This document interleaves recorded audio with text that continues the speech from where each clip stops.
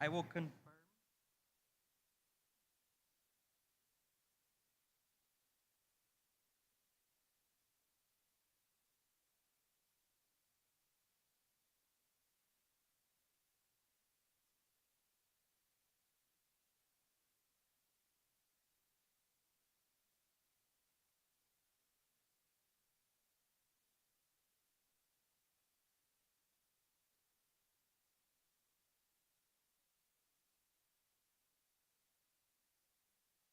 not gonna work out.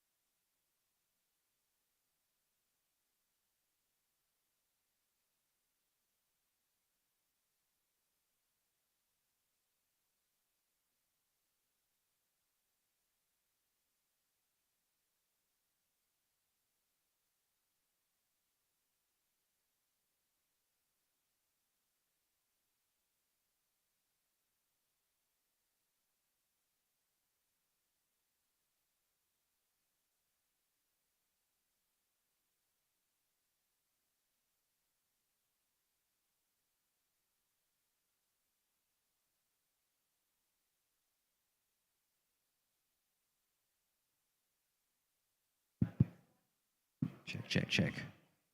You guys good? Hafri, good morning. Buenas. Okay, if you, just a couple quick housekeeping things. If you're just joining us today, restrooms are right across the hall. The food, breakfast, what time does breakfast close? Anybody know? Okay. If you have not gotten food, and coffee and tea and juice are out all day, but if the food eventually goes away until they bring out lunch, so if you want to get more food, it's a good time to do it. And we are streaming on YouTube, on the COD YouTube, not the PBS YouTube. I made that mistake yesterday. Okay, for reals, we're ready. Okay, Hafa day, everyone. Welcome to day 3 of the Fanhita conference. If you don't mind, I'd like to, I missed this one yesterday, but if you can join me and please rise and we'll do the Interfresi to open the conference. Por boy.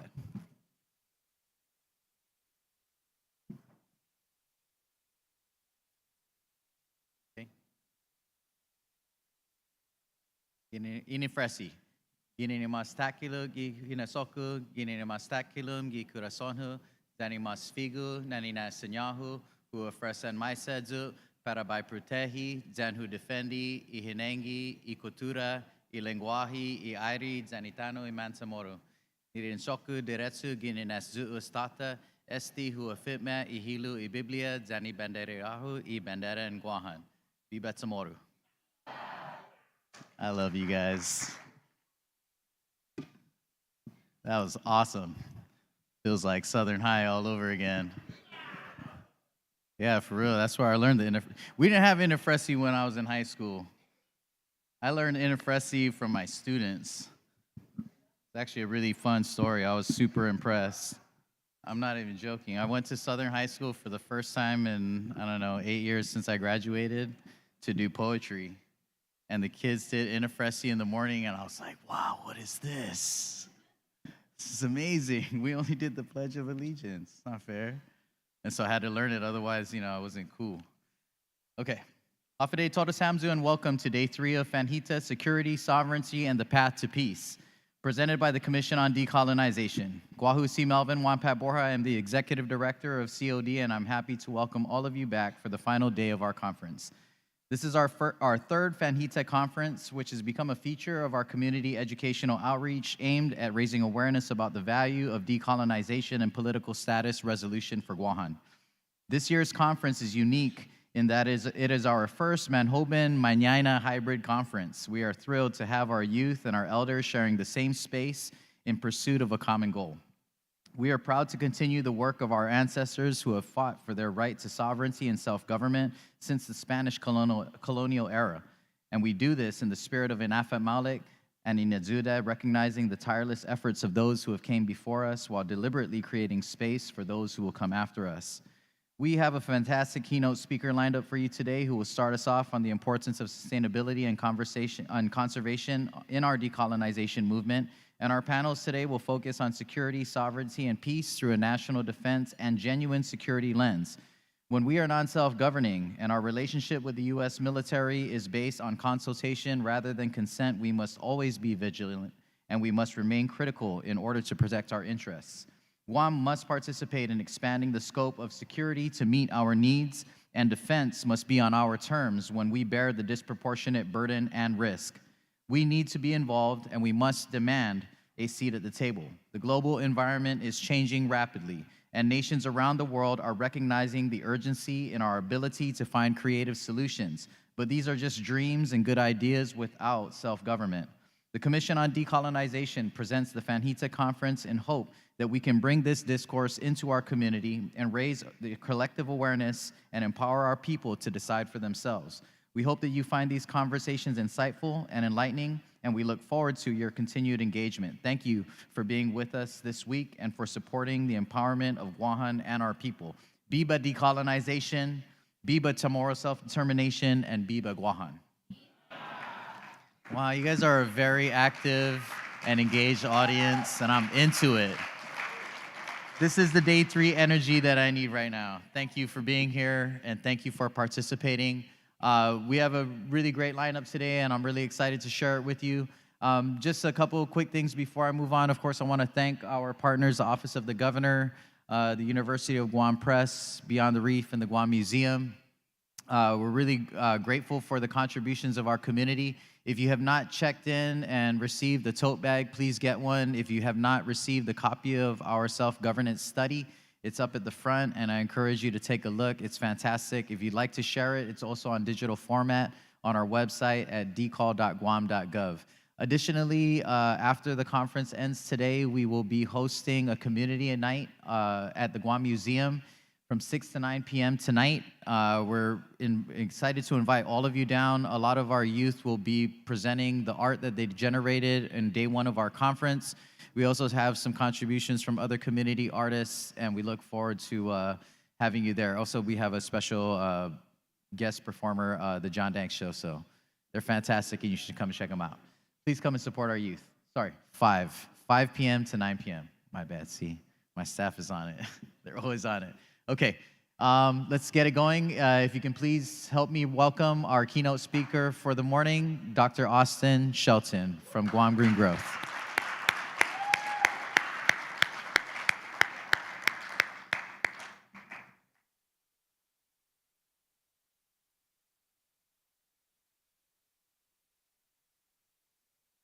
Take it off.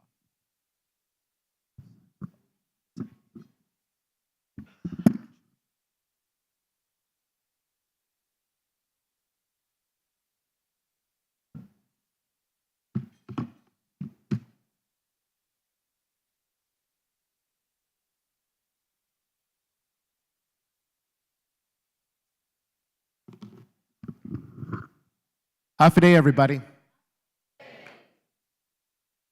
Thank you very much for inviting me to deliver this keynote presentation today, Melvin and the team at the Commission on Decolonization. My name is Austin Shelton, and I serve as the director of the University of Guam Center for Island Sustainability and Sea Grant. I'd like to just start with a short story that I began sharing last year after I read about it. So, William Dampier was a 17th century English buccaneer explorer, essentially kind of like a pirate. And he was the first person to circumnavigate the world 3 times. When he came to the shore of the island of Guam, he was surprised by what he found. Dampier wrote in 1681, "The natives are very ingenious beyond any people in making boats or proas. I do believe they sail the best of any boats in the world. One cannot stop talking about their great velocity, craftsmanship, and lightness, because in the whole world, in the whole universe, I do not believe there is a thing equal to them in nimbleness and swiftness."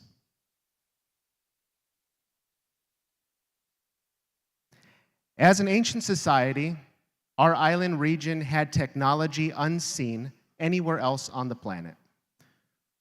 We used advanced scientific and mathematical calculations to build and sail canoes in ways that we still don't fully comprehend.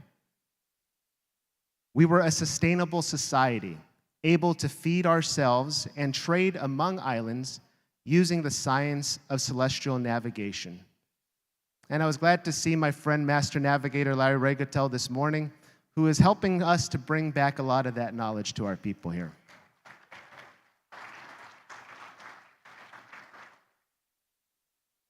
With people like William Dampier, colonization entered our shores and conflict arose. Those proas were burned down, and our people were put under the control and dependency of foreign powers.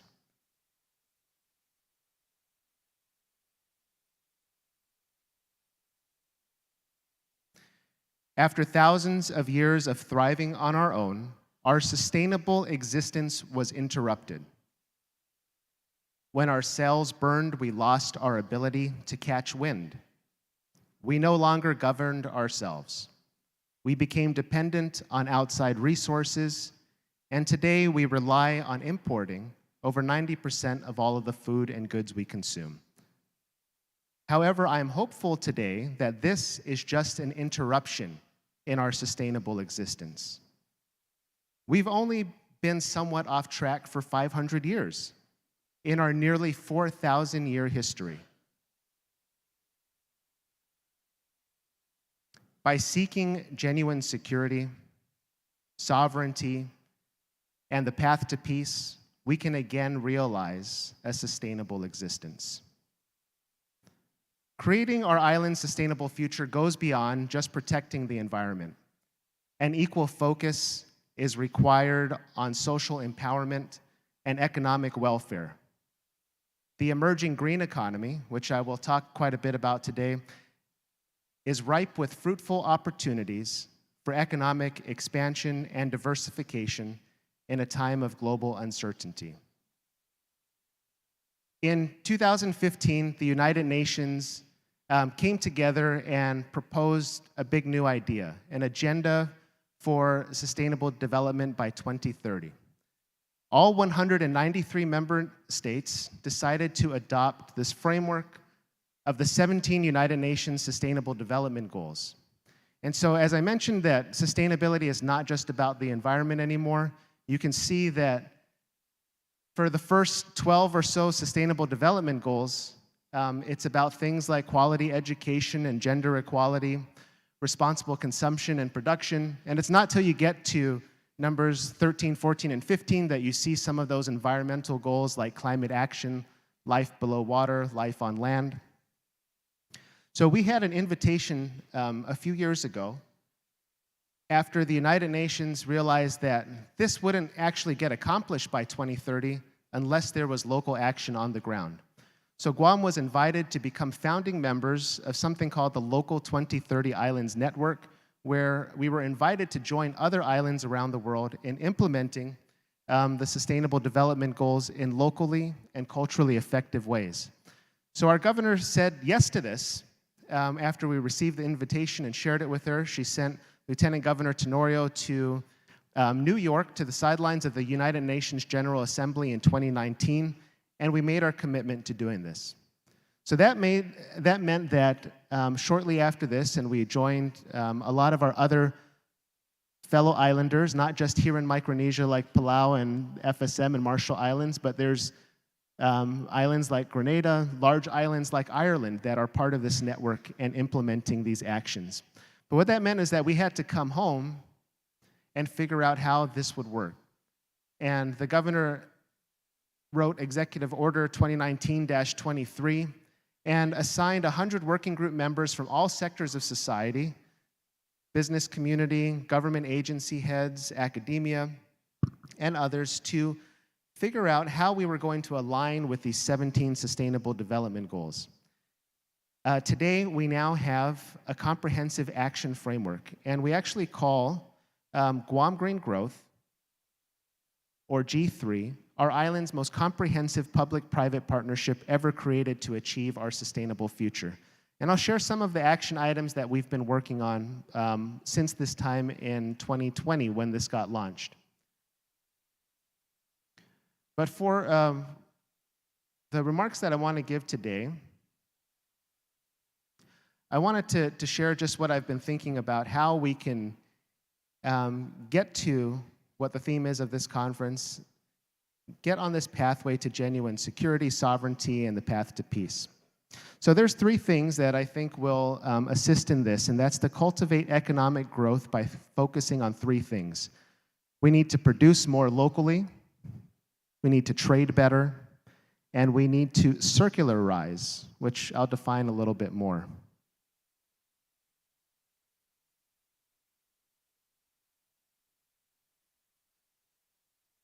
So let's start with producing more locally.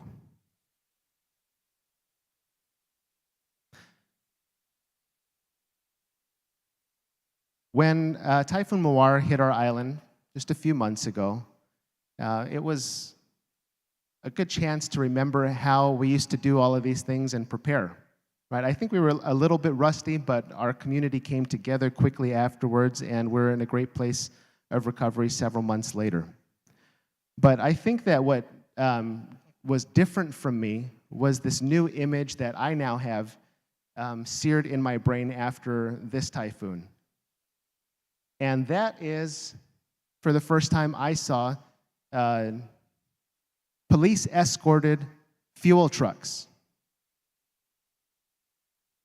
Now, this is truly a sign, I think, of how dependent we've become on outside resources. So 90%, I'll mention this a few times, we're dependent on 90% of all of the food, the goods, and the energy that we consume here on island. It has become so important that our community came to a standstill. I'm sure, how many of you had to wait in one of these lines? Did anybody do it? No? Yeah, so it was a terrible time. It was a scary time, not knowing when the next time would be that you got to fill up your gas tanks, right? But we've become so dependent on these outside resources that we can't even function.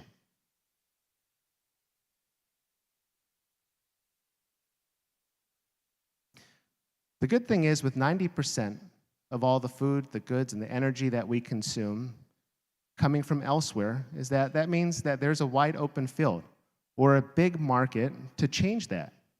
There's so much more that we can do to produce a little more locally and offset some of our reliance on imports. The more that we offset, the more resilient we become, the more independent we can become. So a few of the action items that we're doing at the Guam Green Growth Initiative is we set up now 3 of these community gardens. There's one in Dedido, one in Hagatnya across the post office, one in Talafofo. And of course, these are small community gardens that can't replace all of that 90% of the food that we consume, but what they do is serve as beacons of food security and education to allow more of our communities or more people in our community to grow their own food. So you can go to these places after school or in the afternoons, volunteer some of your time, and then take home free seedlings, thanks to our friends at Guahan Sustainable Culture, and grow some more of your food at home. We are also putting out more aquaculture and aquaponic systems throughout the island, and these are doing the same things. We're doing educational projects. We're subsidizing some of the startup costs if you want to be able to put these systems out. You'll hear more about this from our University of Guam Sea Grant program and the Guam Economic Development Authority in the coming months. Also, the big opportunity that we have locally is that we are the first island in the U.S. the first island territory in the U.S. to pass the law for 100% renewable energy by 2045. And so this is allowing us to accelerate our pathway to 100% renewable energy. There will be more opportunities for individuals, families, and businesses to get on board with us and lower our energy costs over time.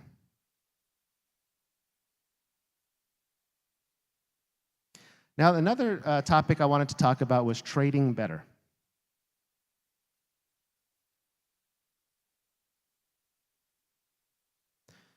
So our geographic location makes us particularly vulnerable to the high cost of fossil fuels and to supply chain delays.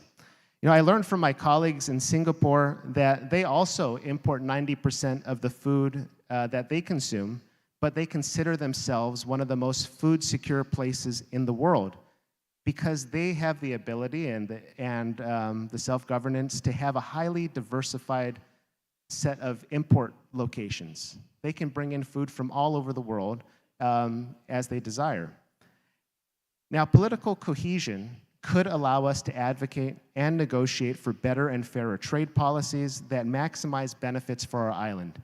And at the same time, clean energy expectations should be placed on not just the energy sector, but the transportation sector. So just thinking back about those 500 years, right? When Magellan first came to Guam on March 6, 1521, our Chamorro people began to board his boats or his ships, and they started to take things from the newcomers, as was their custom. One of the things that they took was a skiff or a small boat. So this, if you remember this story, it upset the Spanish, right? The next day, on March 7th, the Spanish newcomers were hostile and intent on imposing their will on our people and getting that skiff back. So they came onto the land, Magellan's people, and they proceeded to burn 40 to 50 huts and several of the proas. They killed 8 Chamorros who resisted, and they got their skiffs back without suffering any casualties on their side.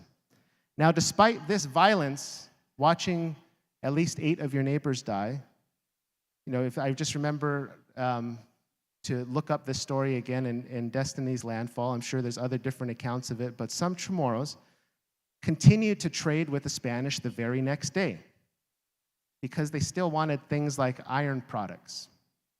And a little later that century, the Spanish galleons started running between Mexico, Guam, and the Philippines. The galleons would pass, when they came to our area, they would pass in the channel between Guam and Rota. And our people still wanted to trade. They really wanted things like nails. But these ships would not even stop. In order for our people to trade for those nails and other iron products, they would have to sail right up next to the ship and hold up things like rice and fish and fruits and try to get them just to stop or slow down and give them something from their side. Now, these were the first written accounts of what trade looked like with the Western world. And from the start, for us, there was an unfairness in trade, a lack of respect. There was a lack of coordination and togetherness on our part. If we are to support a sustainable future by trading better, one of the most important things that we need as a people is cohesion. We need solidarity and determination to fight for our collective best interests as an island. We need to do a better job of imagining what we have to offer as an island and as a region. And I think that Melvin used that word disproportionate. I'm just thinking our relationships have always been disproportionate, but that cohesion could help change that. What we do bring to the table is a lot. We have things like vast ocean resources and things besides just our tourism, things besides the military and government spending that we're always thinking about.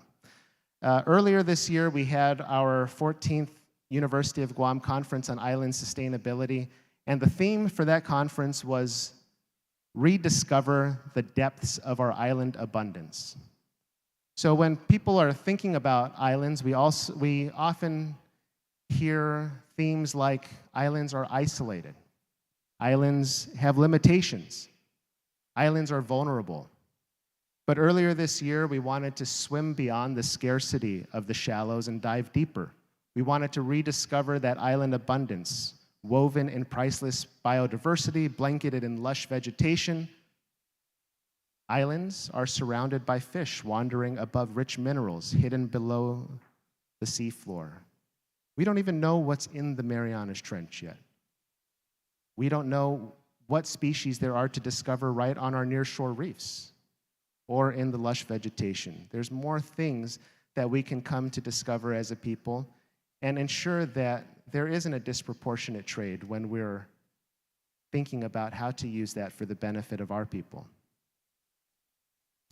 We have the most, if we're thinking in terms of the United States and our place here, we actually have the most diverse coral reefs in the United States with over 375 species.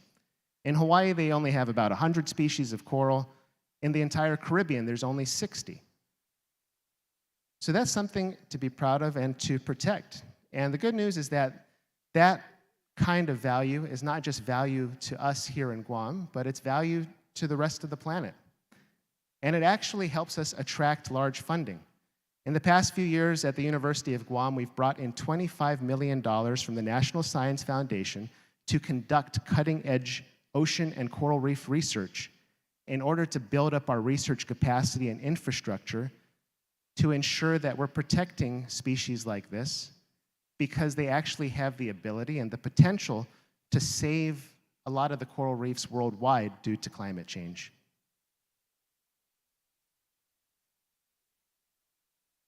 Another thing that we're doing at the University of Guam Center for Island Sustainability and Sea Grant through our implementation of the Guam Green Growth Initiative is to help our community prepare for the emerging green economy. So there are topics that we all need to learn a little bit more about. We have now just finished our third cohort, or our third season of the Guam Green Growth Conservation Corps, which is a program that prepares our community for the emerging green economy by finding at least 12 people each year who work full-time for 5 months, and they go out and get training, and they help our island in the areas of agriculture, in aquaculture, recycling and the circular economy, island-wide beautification efforts. They helped tremendously during the recovery after Typhoon Mawar. They go out and hunt brown tree snakes at night.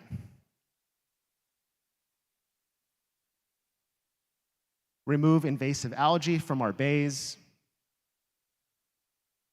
Put solar panels onto some of our public buildings. These were some on top of JFK. And then do at least one cleanup per week in every village that we have on our island. And we bring volunteers along the way to do that. And this program has been successful in the past few years. I mean, after their 5 months, they get continuing education units, they graduate, and we ensure that they get into green jobs elsewhere on our island. And these are just a few of the impacts that you can see after 3 years, 5 months per year. They've done things like collect 145,000 aluminum cans, and the redemption values of that go back into our local schools through iRecycle and our friend Peggy Denny. They've planted over 5,000 trees, installed over 650 solar panels, cleaned up thousands of bags of trash. After the typhoon, they helped bag and distribute 66,000 pounds of food commodities. We've been able to expand with partners like Kupu in Hawaii, a nonprofit, to create another conservation corps, full-time for a year. We have 8 additional members in Guam and the CNMI now. We started, thanks to the Governor's Education and Youth Empowerment Grant, a G3 Art Corps. So we have murals being painted around several spots in the island that will be unveiled in the coming months.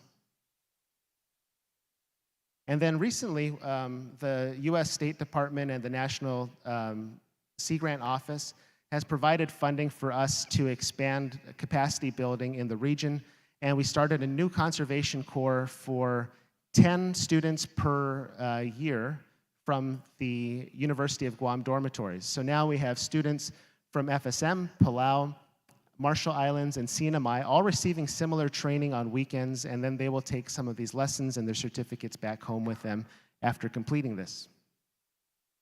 We are also training the next generations of marine and environmental scientists. We've created over 250 research opportunities for our island students that never existed before in Guam. This is a picture from last year going to a national conference on science, technology, engineering, and math. And we just came back a couple days ago from this year's conference where we brought nearly 50 students from Guam who stood out among the nation's 6,500 attendees and actually won multiple awards for all of their important work on our local resources.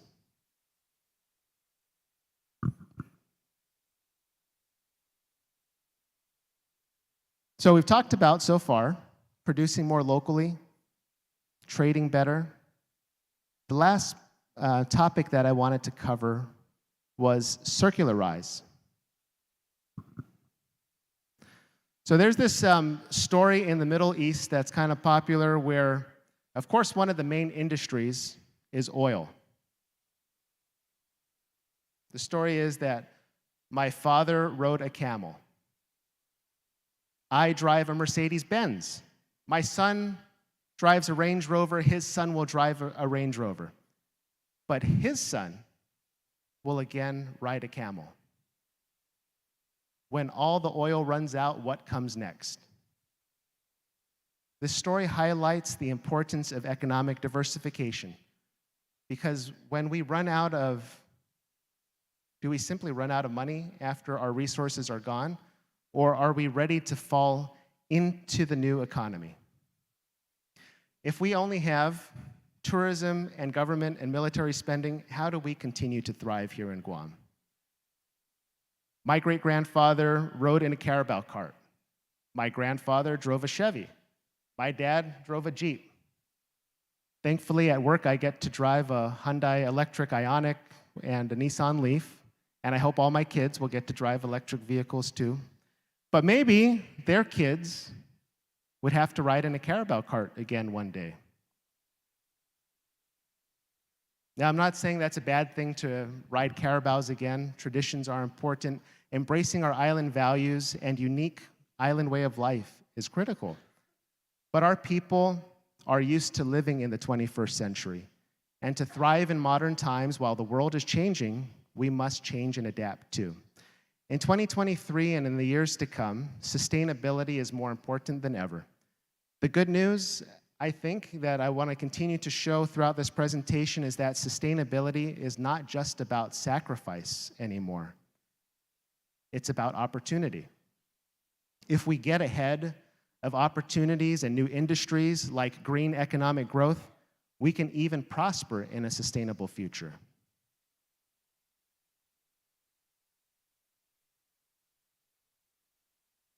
Again, we import over 90% of all the food and goods we consume, and the Commission on Decolonization had a really great youth video on this with Nihi, if you haven't watched it yet. And I know some of those, like Nolan and a few of his friends there were in it, if you want to learn more about that topic. So we import over 90% of all the food and goods we consume, and then what happens is that we dig a hole in the ground, and we fill it with all the associated waste products, we bury it, and then one day we will just run out of room on this island if this is our only waste management strategy. Now, this is happening because we're living in what's called the linear economy. You take something out of the earth, you make something out of it, you use it, you throw it away, and then you start all over again. So to circularize means that we're going to transition to the circular economy by bending this line into a loop. And when you do that, you implement 3 principles, which is to design out waste and pollution, keep products and materials in use, and regenerate natural systems. So what does that mean for Guam? What can we do as islands? So at the international level, there's big global businesses like Apple that is implementing the circular economy by putting recyclable components in their iPhones and computers. Or Philips is now selling light instead of light bulbs, which means they can sell a contract to an airport and they will just commit to leaving the lights on. And that means that they now have an incentive to never let their light bulbs burn out. You know, a lot of companies have that thing called manufactured obsolescence. But anyway, that's not really what matters to our island economy because we're not there yet to produce or to manufacture items like that. So when we started thinking about the circular economy, we realized that islands have the original circular economy. We kind of invented this, right? And so one way that we can get our community back into this mindset to create the circular economy again was to open the Guam Green Growth Circular Economy Makerspace and Innovation Hub at the Chamorro Village, where if you have not visited yet, I invite you to go. A good time to go is Wednesday night markets, where you can go on a tour and see the power tools that we have available, the 3D printers, laser cutters, CNC routers. And the idea is that you come in as an entrepreneur or an artist, you bring in waste products, and you turn them into new marketable products. We have metal Tormach machines, like these are fancy things that they have at NASA and SpaceX. And we also have precious plastic machines, the latest versions where you can now turn plastic into large sheets, half the size of a plywood, or into 2x4 beams, and you can really create anything you want out of them. And the circular economy is not just about simple waste products, but we can think about invasive species like the chain of love, the cadena de amor that grows along the side of our streets and suffocates our native vegetation.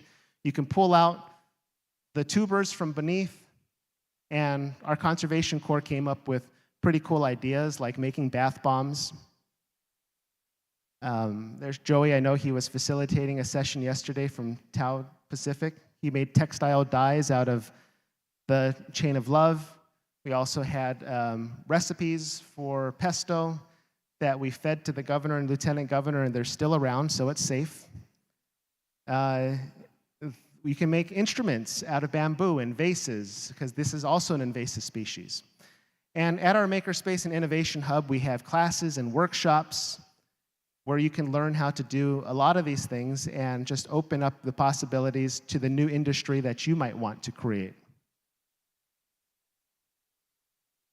And then you can talk to our business development experts there who can walk you through things like getting a business license, setting up a marketing plan, and then you can test the market by selling your products in our G3 demonstration store. And then we want you to get so good at this that eventually you leave us and go open up your own store. And we'll continue to support you, but we need to create more of these green industries on island to keep this going. And we're also exploring larger ideas like this thing called bifusion, where we can take 90 tons of plastic per month and turn them into building blocks. So we're always exploring these new and bigger ideas to push forward as we go through this initiative.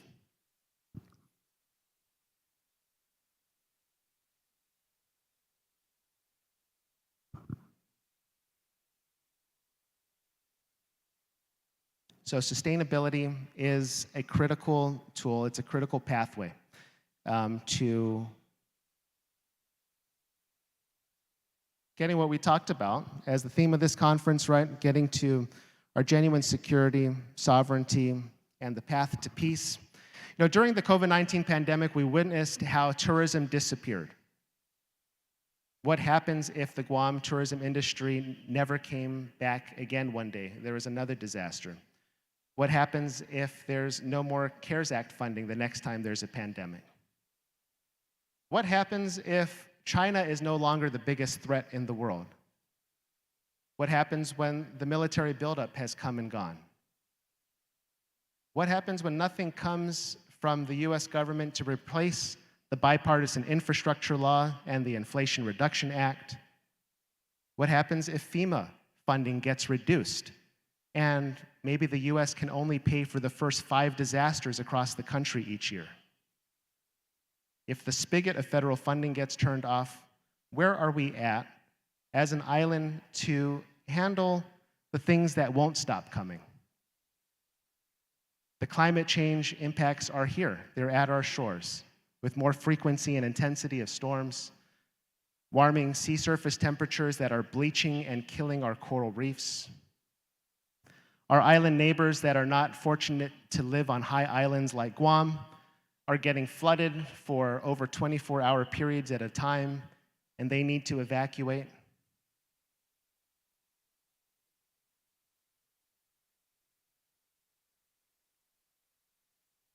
So what if COVID-19 and Typhoon Mawar were just the beginning?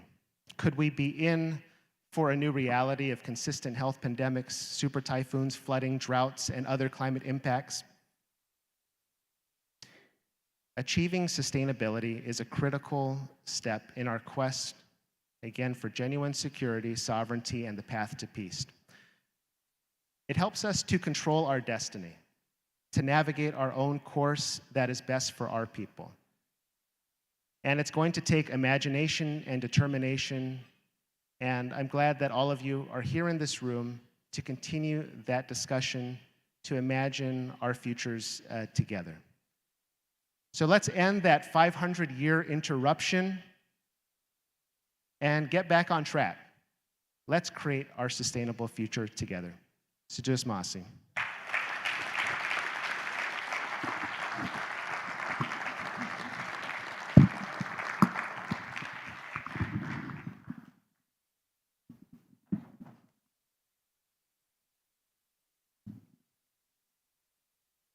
Zeus Masi, Dr. Austin Shelton.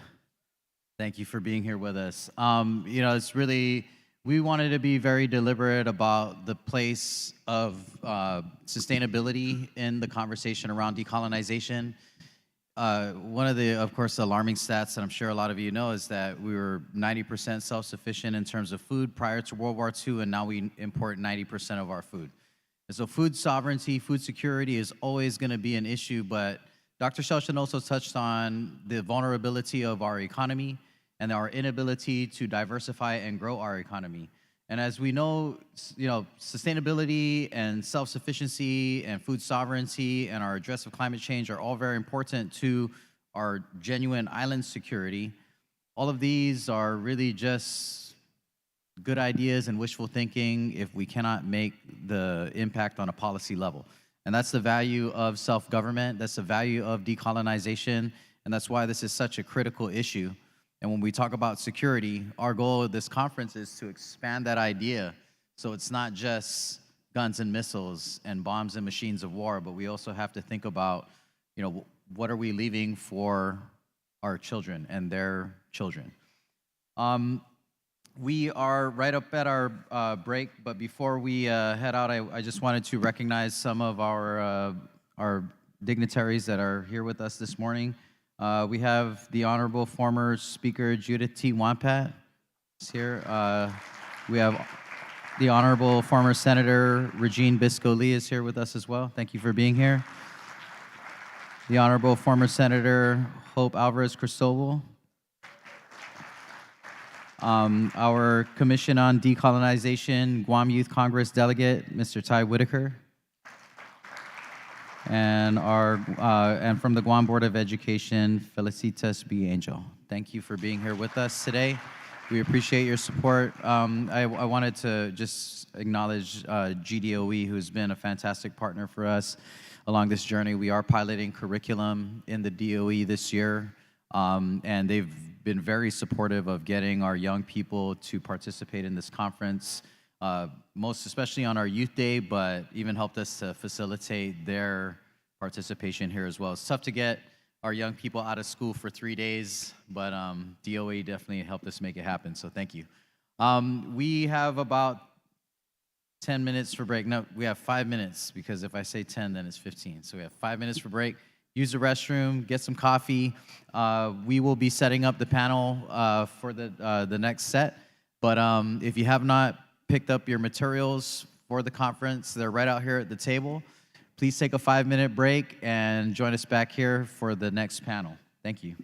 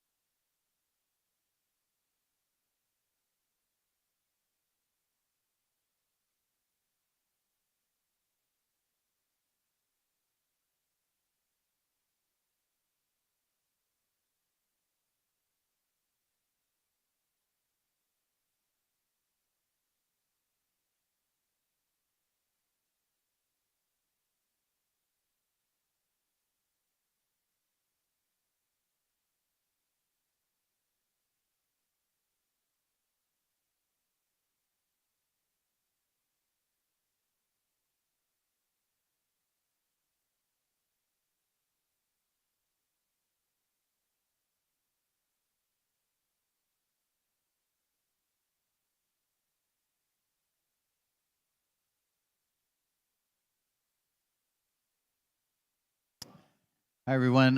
We're still waiting on a panelist. It was a few minutes out. So what we're going to do is, if you have not received your Fanhita T-shirt, we're going to be distributing them right out here at the registration table. So if you're interested and you'd like to take home a shirt, please get a size out at the registration table. You can also pick up a copy of our self-determination study, as well as the canvas bag and some of our other educational materials. There's a fantastic donation from the University of Guam Press. It includes Pep Borja's Dry Nights collection of poetry, as well as Attorney Julian Uggins' Properties of Perpetual Light, and there's also an attached notebook that's great. So please pick up a copy.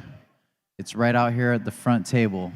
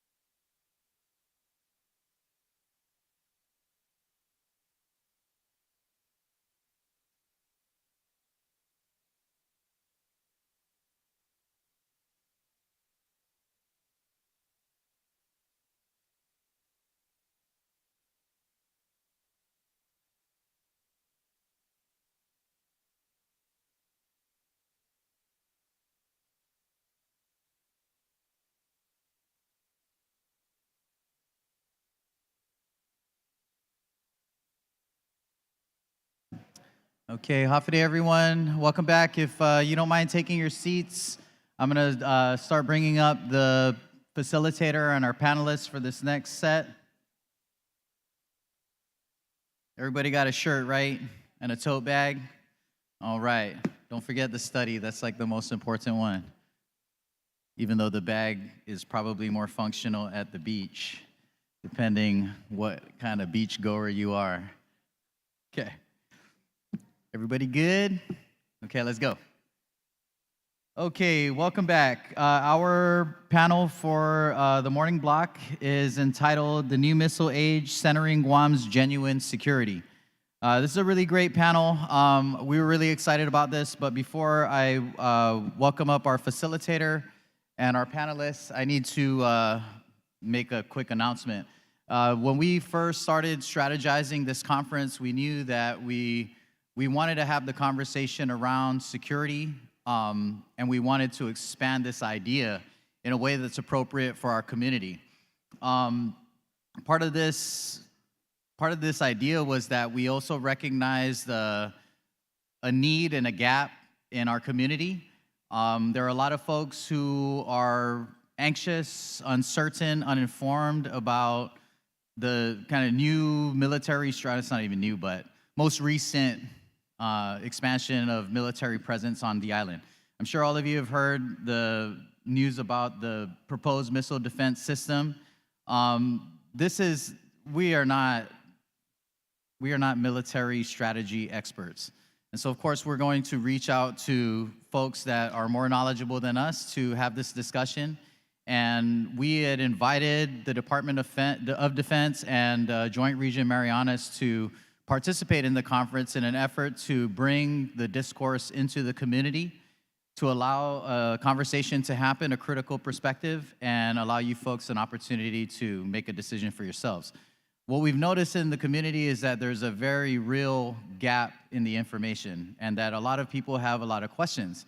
And even in our engagement with the Missile Defense Agency in their public meetings and town halls, the information is still very limited. Now, we recognize also that they are in their scoping process, that there will be a subsequent draft environmental impact statement. But this is part of the challenge for us as a non-self-governing territory, is this is the way that we engage with the U.S. military.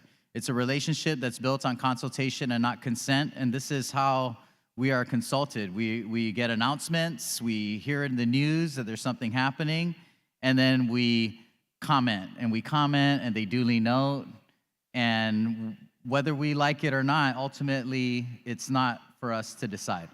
And so this is really the premise of our discussion. This is why the Commission on Decolonization exists, is that we desire more agency, more autonomy. We desire a voice in the conversation, and we should rightfully have a say in anything that ultimately will decide the fate of our island, that impacts our security, our health and well-being. So we apologize that we will not be able to hold this discourse in the way that we had imagined. We had hoped for representation from the Department of Defense in order to do that. However, we're still very excited about this panel because the panel experts that did decide to participate in the discussion, we're very grateful for, are very knowledgeable and bring a fantastic perspective. And so, without further ado, let me introduce the panel. But I do encourage all of you to continue to engage around this discussion. The only way that we increase engagement and opportunity with the federal government is if we make it loud enough. And so we encourage you to be heard and be loud. And we invite you to work with us. We'd love to amplify your voice. That's what we do. Okay, that said, I'd like to introduce our facilitator for the morning. I'd like to welcome the Honorable former Senator Regine Bisco-Lee. Please give her your round of applause, and I will introduce her as she gets settled. Former Senator Regine Bisco-Lee is the principal of RBL and Associates, a community leader and a daughter of Guam. Lee served as a senator in the 34th and 35th Guam legislatures and remains dedicated to helping people author their own opportunities, proving that nothing can widen the circle of economic freedom more than a community focused on practical skills, education, and the entrepreneurial wonder of a clean environment. She has served as a congressional policy advisor, legislative chief of staff, as well as a consultant of government agencies, businesses, and nonprofits.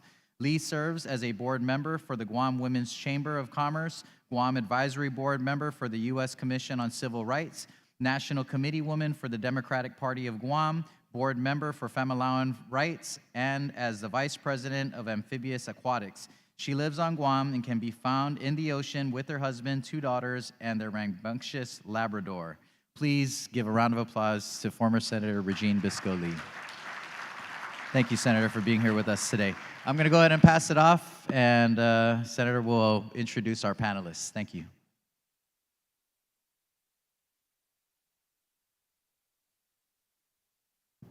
Buenas and Hafide. Hafide! Okay, one more time. We have a really exciting panel coming on, so Hafide! There we go. This panel will consist of a 90-minute discussion with our panelists, followed by a question and answer segment. For the Q&A period, I know there's going to probably be a lot of engagement and questions from the audience, so there are cards on the table. If you have a question, please write the question on the card, raise your hand to have it collected by a volunteer, and then questions may be submitted throughout the panel. So I just wanted to start that off. By fostering open and respectful dialogue today, we're hoping to empower our panelists to share their insights, ideas, and concerns, and really open up the discussion to audience questions, and hopefully lead us all to a better understanding and possible solutions that have not yet been considered. This panel will discuss the changing landscape of geopolitics, how Guam is positioned as a non-sovereign entity in U.S. Indo-Pacific strategy, and the associated impacts on Guam's genuine security. That said, please join me in welcoming our panelists.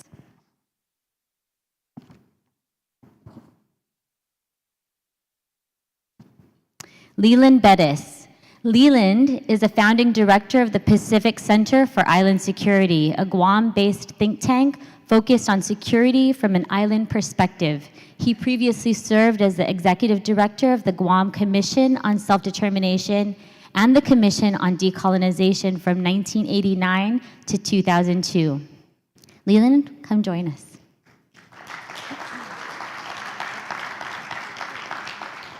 In his 20 years away from Guam, Leland was an equities analyst and financial services provider. He was a contractor for U.S. Special Inspectors General for Iraq Reconstruction, Afghan Reconstruction, and the Troubled Asset Relief Fund. He has also managed early-stage technology companies and co-founded a global consulting firm with a focus on operations in the Middle East and on Guam.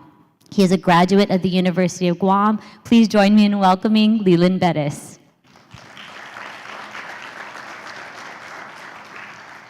Dr. Kenneth Gofigan Cooper. Dr. Ken Cooper is an associate professor of political science, Chamorro Studies, and Micronesian Studies at the University of Guam's Micronesian Area Research Center. He is also the co-founder of the Guam-based institute, the Pacific Center for Island Security, which analyzes geopolitics in Oceania from an island and islander perspective. Dr. Cooper is the author of Part 2 of Gihamona, a self-determination study for Guam, in which he analyzes the potential challenges and opportunities for Guam under each of the 3 political status options and over a variety of subject areas. Please join me in welcoming Dr. Ken Cooper. And last but certainly not least, Dr. Lisa Linda Natividad. Dr. Lisa Linda Natividad is a professor of social work and Chamorro Studies at the University of Guam.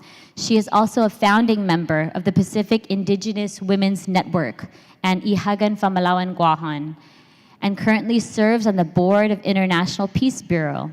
She is a former member of the Guam Commission on Decolonization and has delivered interventions before the United Nations Decolonization Committee C24, Fourth Committee, Permanent Forum on Indigenous Issues, and the Expert Mechanism on the Rights of Indigenous Peoples in Geneva on the issue of Guam's decolonization and militarization. She also has participated in the Committee on Decolonization's regional seminar in Ecuador. She lives on Guahan in the village of Inalahan with her son. Please welcome Dr. Lisa Linda Natividad.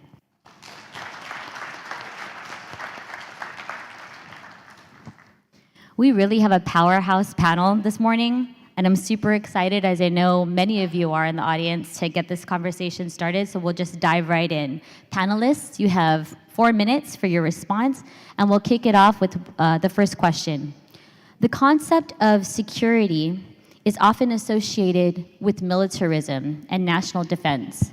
However, genuine security broadens the focus to encompass basic human rights, environmental sustainability, and protection from avoidable harms, such as climate change and war. How does a focus on genuine security shift the conversation surrounding Guam's geopolitical role as a non-sovereign entity? And we'll have ladies first. Dr. Lisa Linda Natividad. Senator Regine. I wanted to start by saying that the concept of genuine security was with very limited resources, know what suffering is like. If you look at the demographic composition of social issues on island, we suffer huge calamities on almost every social issue that's problematic as Chamorros, as Indigenous peoples here. And so that whole effort, and I don't know, some of you may have been here and participated in 2009. A bunch of us women, Monica, Victoria, others in the room, Auntie Hope certainly, we organized a meeting of the International Network of Women Against Militarism. We had a total of 60 international delegates from 12 countries. And that really was a celebration of being able to say we as empowered women wanted to take stock and kind of claim what security looks and feels like for our communities.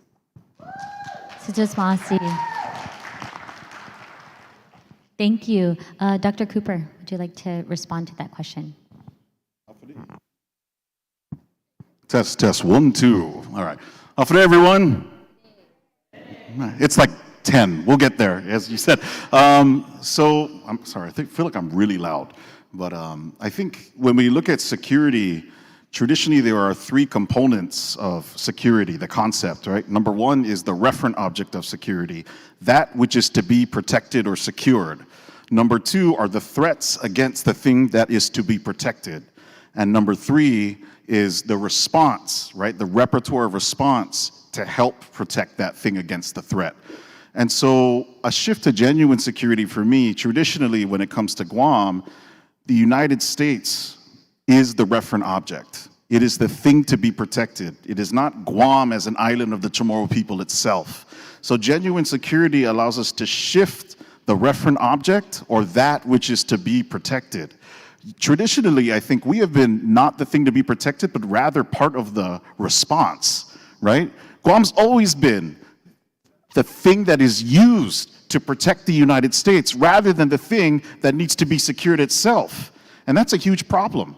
So I think examining genuine security builds on, yes, the UN has the human security, as Dr. Natividad said, but what they ended up doing, which is brilliant, is they included things like colonialism in that, because a lot of times the United Nations, when they talk about human security, sometimes that can get even a little bit militarized, right? A little bit, even humanitarian things can get very militarized. And so I think it allows it to be part of that analysis. So I'll keep it simple there. 3 parts of security. Guam has traditionally been part of the response, not the thing to be protected. Genuine security allows us to shift so that we as an island and we as a people are the thing to be protected. Thank you. Thank you. Leland. So I would like to start with the very end of that question, which is about Guam's non-self-governing status, because I think that really informs the whole host of things that we're talking about around security. And let's back away from the notion of traditional, military influence security. Let's talk about other forms of security in Guam today that are influenced by Guam's colonial status. As the administering power of Guam, or the colonizer, the United States controls many mechanisms that shape what security in Guam looks like. And Dr. Natividad is an expert in this area. I'm sure she'll talk about this more, but let's talk about economic security. What does economic security mean in Guam today across a range of things? Let's start with the connection of the impact of immigration on our educational system and what that means to economic security for families. Guam has gone through 50 years of a massive immigration process that has resulted in our education system catering to people that have no long-term commitment to Guam. And that has affected the way our education system prepares our population for Guam's governance. Let's talk about economic security in other ways. The colonizer controls means of employment. And you can't blame people in Guam, for example, that would rather have a federal job that pays better, they have more resources. They pour those in when it suits their needs, and that sucks away benefits to our local community. Now, again, I'm not down on people that take opportunities. I'm just saying that the colonizer has tools that drain opportunities that Guam needs to build itself up. So, what is economic security for Guam? And we see the problems with this over time when people decide, Guam, they can't stay in Guam anymore. And let's just use a very specific example, the current buildup. The impact on housing. Dr. Natividad has done a lot of research on this, knows a lot about this, but the impact on housing, basic shelter. What, besides water and food, what is a more basic element of your security than shelter? So I just want to raise those issues. Obviously, the question about traditional security, the reason that the United States is in Guam is because of its support of U.S. security interests, not Guam security interests. So I just want to reiterate Dr. Cooper's point. I do want to add one other thing, though. Let's not pretend that what the U.S. does around its issues in Guam are for Guam. The U.S. is here for its interest. And, we just need to understand that. I'm not saying it's good or bad. I'm just saying there's no reason for us to confuse what the U.S. does in its interest with what's in Guam's interest. And I think as we think about decolonization at many levels, that's a very important piece for us to think about. Thank you.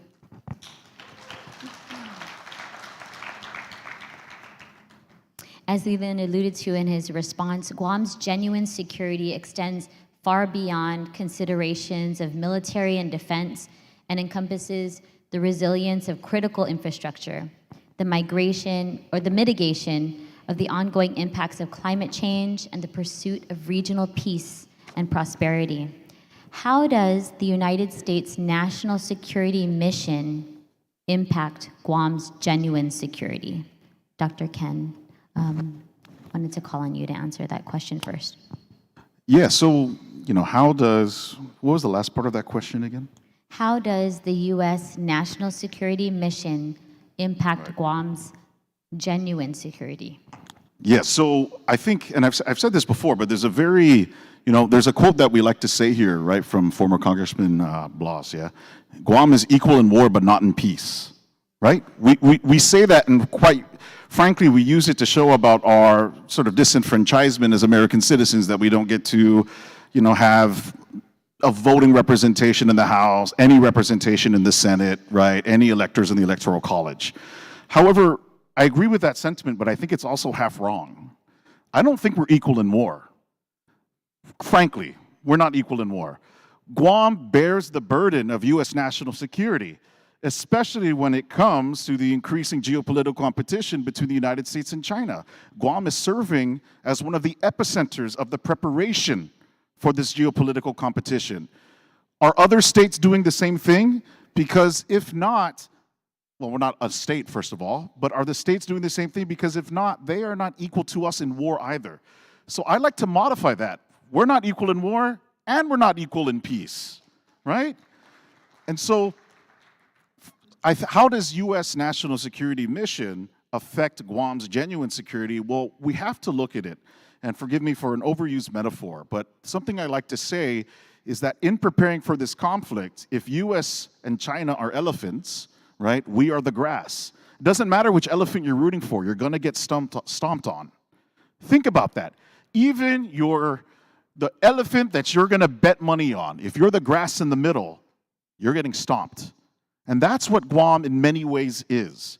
And so when we think about this, one thing that we have to realize as we move forward is that even conflict is destructive, but preparation for conflict can be amazingly destructive as well. As we're seeing with the clearing of ancestral land, right? As we're seeing with threats to aquifer, preparing for conflict is not just this innocuous thing that doesn't have an effect on our life, right? Preparing for conflict affects our genuine security. And here's the other thing that I want to talk about, is that we have to stop thinking about security as trickle down, right? A lot of times it's like, oh, if the U.S. is looking after its security interests, that inherently trickles down to Guam. I don't think that's the case. I think there are often times and scenarios in which what is good for U.S. national security is bad for Guam security. It's zero sum. Not all the time, right? There may be opportunities in which what's good for U.S. security is also good for Guam security, but we have to be critical thinkers in our community to make that distinction, that this is good for the U.S., bad for Guam. This is good for Guam and good for the U.S. Because quite frankly, I think too often we take for granted that it's trickled down. Whatever is good for the U.S. is good for Guam. Well, I don't agree with that proposition. I think it's a case-by-case basis, and with us being a non-self-governing territory and an unincorporated territory, that inherent power discrepancy means that a lot of times it's not going to be trickle-down. Thank you. Leland, did you have anything to add to that? Yeah, so I think part of your question is about some of the issues around climate resiliency and those types of things. It's important to note, and this is, I think, to the point I was raising earlier, the U.S. military in Guam today is very concerned about climate resilience issues. They're worried about the effect of typhoons on their infrastructure.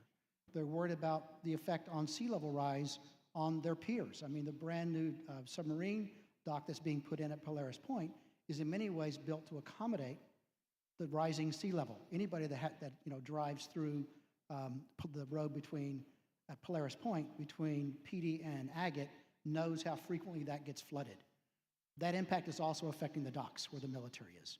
So, they have a real interest. So they are going to come in the community, and you're going to hear them over the next few years talk about what they are doing to make Guam more climate resilient. Now, is that a bad thing? No, it's not a bad thing. But it's important to understand they're doing this not for Guam. They're doing this because it suits their interest. And so I think, as we think about where Guam is as a non-self-governing territory, it's critical that we always think in terms of what the colonizers' interests are versus what Guam's interests are. And that we understand and frame these questions in a way to help understand what our genuine security interests are versus what the United States projects as its security interest and the way that impacts Guam. Thank you, Leland. Dr. Natividad? Thank you. Just to kind of type in, this is such an exciting conversation up here, by the way. We don't often have this, so it's very exciting. But the intent of the U.S. and its agenda is completely not our own. How ironic that the U.S. will claim that everything it does in terms of militarism is about democratization. In our own jurisdiction, which is quote unquote, although many of us cringe when I say this, our U.S. soil, democracy does not exist here. And let us not fool ourselves that just because we can go and buy a beautiful dress and come to a fancy hotel, that life is great and we are living in the land of the free, because we are living complete opposite reality. And so, we need to be able to engage that critical examination of our experience and what we're told. Thank you so much for sharing that. I just want to echo your sentiments as a mother. I remember when we were having this conversation about the 14 minutes, my two young girls, one was in pre-K and one was in, I think, 5th grade at Timony Elementary. They came home with pamphlets about what to do if you were exposed and to not shampoo your hair and to, just the most wild discussions that we were having from a pre-K and elementary school child level. And so we had to have some deep conversations at home about what that means and how we as a family are going to respond to that. So I appreciate I sharing need to that. chime in one more thing about that. And, you know, when I take those pamphlets and the content and how misinformed they are, it makes you cringe even more. Because if we look at Hiroshima and we look at Nagasaki, the biggest thing we're going to be dealing with is tongues of fire flying from the sky continuously for hours. Whether or not you put shampoo in your hair is inconsequential, right? But that's part of the misinformation. Thank you. Dr. Cooper?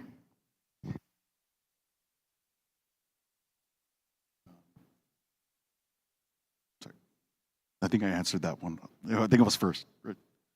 Say first. You did. Yeah. I just got Scared so me. enthralled with Dr. Lisa Linda Natividad's answer that I got off track. Thank you. For our third question, how is genuine security being pursued in Guam? And what are the most prominent obstacles to achieving genuine security in Guam? Leland? Wow, I'm going to sound like a broken record here. Across the spectrum, when we think about security in Guam, whether it's on the military, from the military aspect, or whether it's community security, clearly the biggest obstacle is Guam's colonial status. I mean, how many ways can we count that the existing colonial structure limits Guam's ability to govern itself? Now, Dr. Shelton had a great presentation today. He's taking a path. He's got a place he can go where he can, work on a host of things to really increase Guam's self-sufficiency. Guam needs to do more of these things. But what do we do about a military buildup that's pumping billions of dollars into the economy? That means we have no construction industry outside the fence right now because they're all fully employed behind the fence. We're not able to even get foreign workers that the military is getting so that we can supplant our lack of local workers. Let's talk about the Jones Act. Let's talk about constant migration that's come to Guam in ways that don't respond to what our needs are. Should we have immigration to Guam? Of course we should have immigration to Guam, migration to Guam, but it should be in a way that conforms with what we need as a community and not something that has the strictures based on what somebody in Washington decided without any consent from Guam. So I've raised those in terms of the community security issues. On the classic security issues, the military security, we can go on for a long time, and we'll hopefully have a chance to talk more about this. But Guam is not secure. Guam is the opposite of security. We have insecurity. We are target number one in the event of a conflict between the United States and China. When a Washington think tank did a series of 24 different scenarios, in every single scenario, Guam was attacked. Every single one, including the scenario in which no U.S. allies even joined the fight. So even in the scenario where Korea and Japan don't join the fight, Guam gets attacked. So, and we could talk more about what conflict looks like in that situation, but let me just take it a step further, and I've talked about this in the past. In addition to having a target on our back, there are no plans to manage what an attack on Guam looks like. And we have, over the last 2 weeks, we've seen what's happened in Gaza. Now, Guam is not Gaza, but we know what communities look like that are attacked by missiles. We're not any bigger than Gaza. Right? We know what happens to communities that are attacked. It's clear. There are no plans today for shelters. There's no plans for evacuations. The Japanese are not 14 minutes, Dr. Natividad. They're 6 minutes. They have massive, Taiwan is 4 minutes. They have massive infrastructure for their civilian community around shelters. The Japanese have massive plans for evacuation from some of the outer islands in the Ryukyus or in Okinawa to evacuate up to 120,000 people. None of that exists today in Guam. None of it, even though we are target number one.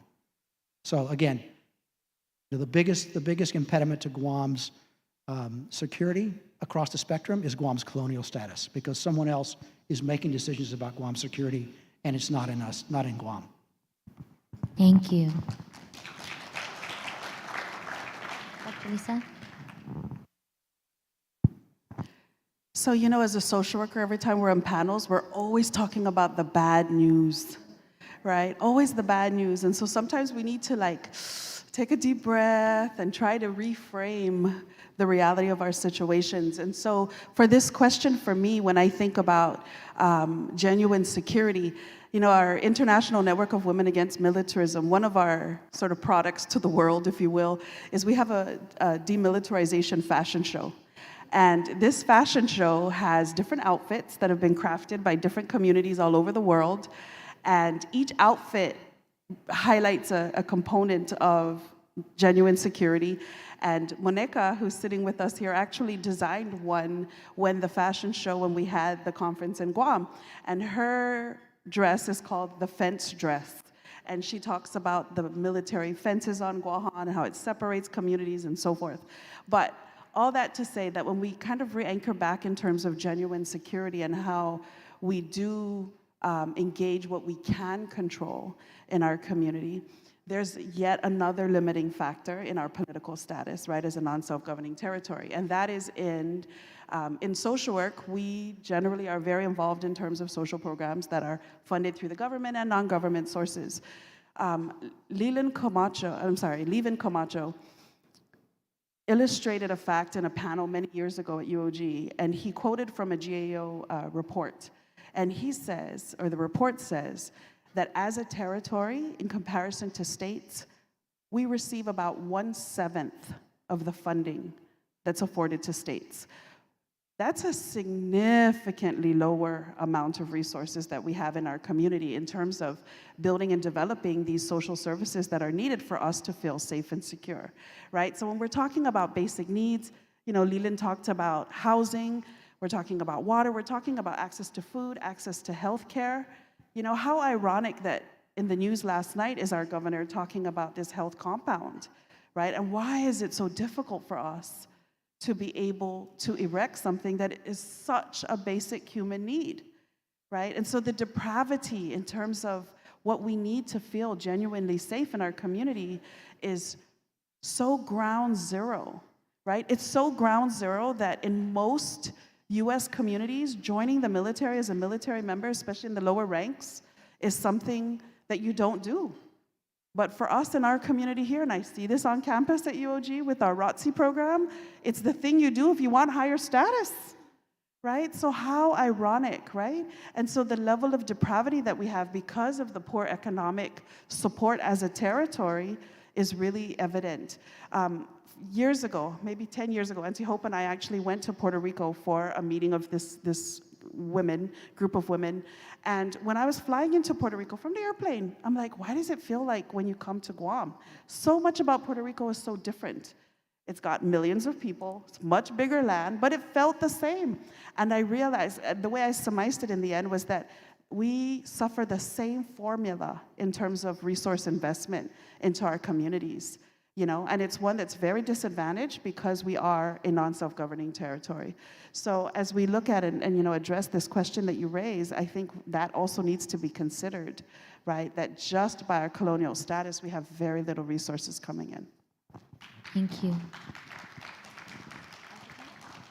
I definitely agree. Colonial status is the number one obstacle, so I'll add some other things. Number one, how is genuine security being pursued in Guam? I think there are many organizations, many of you in this room, who are already doing that, right?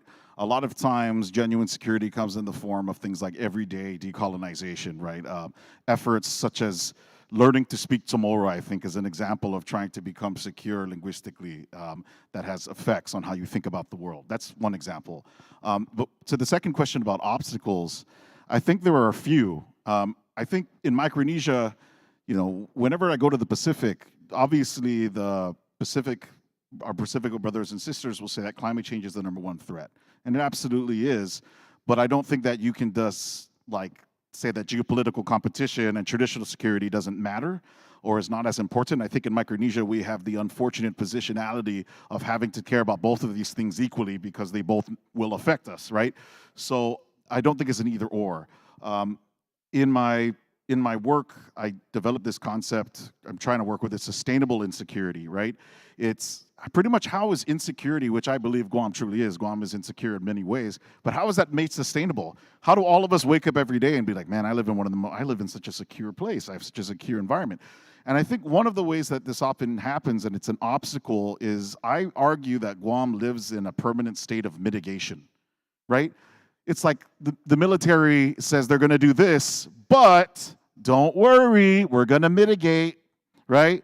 We're going to destroy all of these acres, but don't worry, we're going to save some of these for something else. And so this has this like community effect where it's like, okay, they're being responsible stewards of the environment. They're being responsible partners because they're mitigating. But in order to mitigate, you have to do some harm in order to have something to mitigate. And quite often, we don't get to be the decision makers and whether or not that harm is going to be done in the first place, right? And so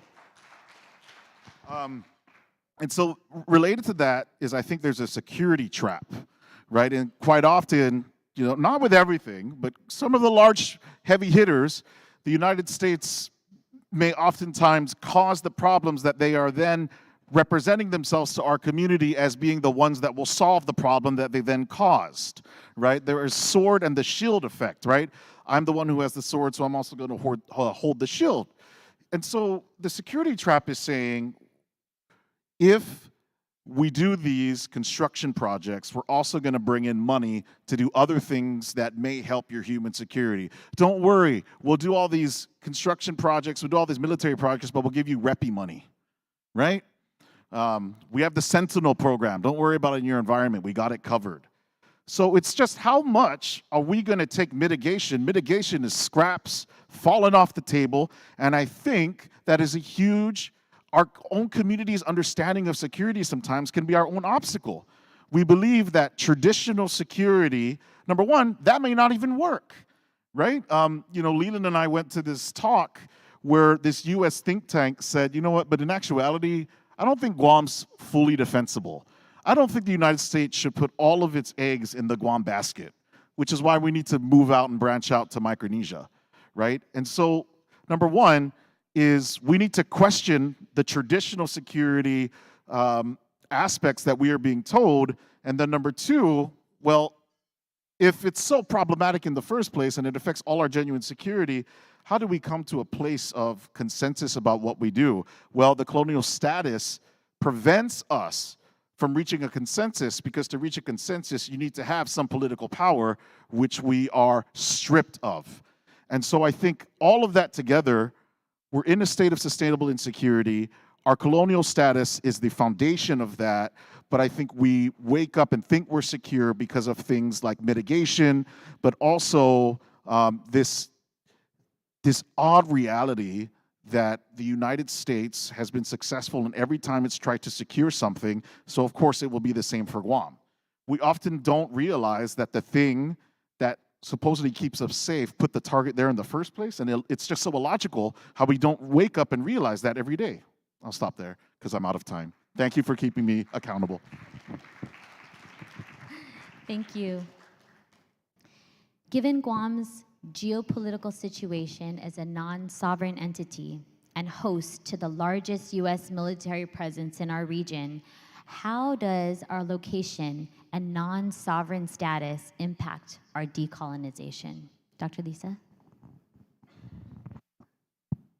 So we've all heard the phraseology, geographically, strategically located, right? There was a time, and you know, God has very mysterious ways of things, but I worked on Anderson for 2 years, and I used to do what was called the newcomers briefing.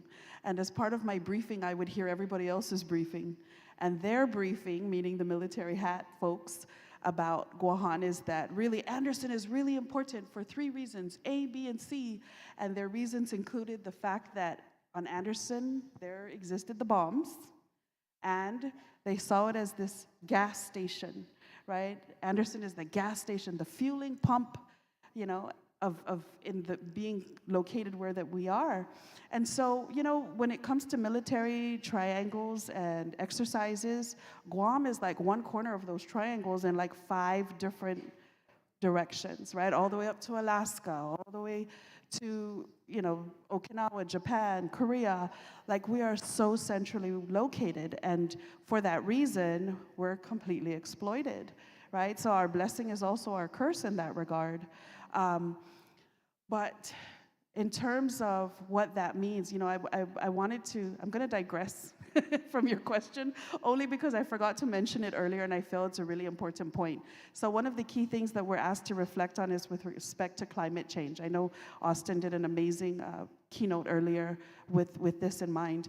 We can't forget that the military literally is one of the biggest consumers of fossil fuels, right? A huge part of climate change, even though they're at the forefront of mitigating it, they are one of the biggest entities in terms of creating the problem globally, and you see this reported in different base communities all over the world, right? So for example, and Leland, you probably could speak better to this, the cost of getting 1 gallon of gasoline to the Middle East in a remote desert is exorbitant, right? So you've got the economic aspect of that, and then you've got the fact that they pollute.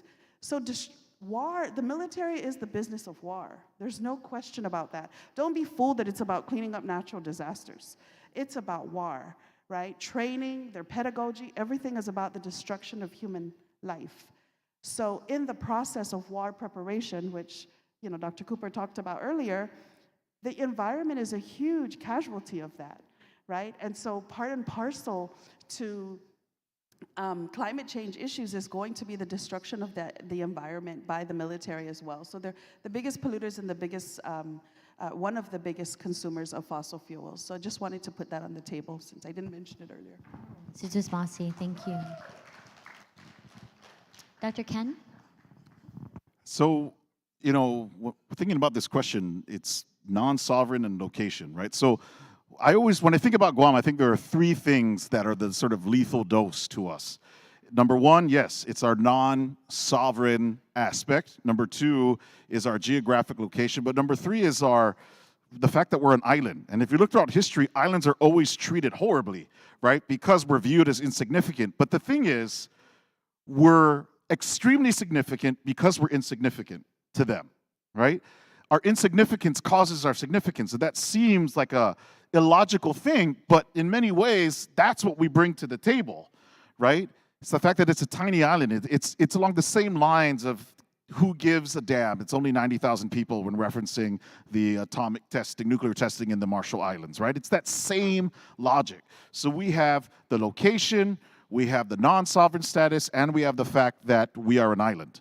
So when it comes to how important we are, as Dr. Lisa already attested to, there are 3 main things, right? Logistics, deterrence, and credibility, right? Guam is a place in which U.S. allies in the Asia-Pacific can be assured that the U.S. is there to protect because they're near. That's what our geography offers, right?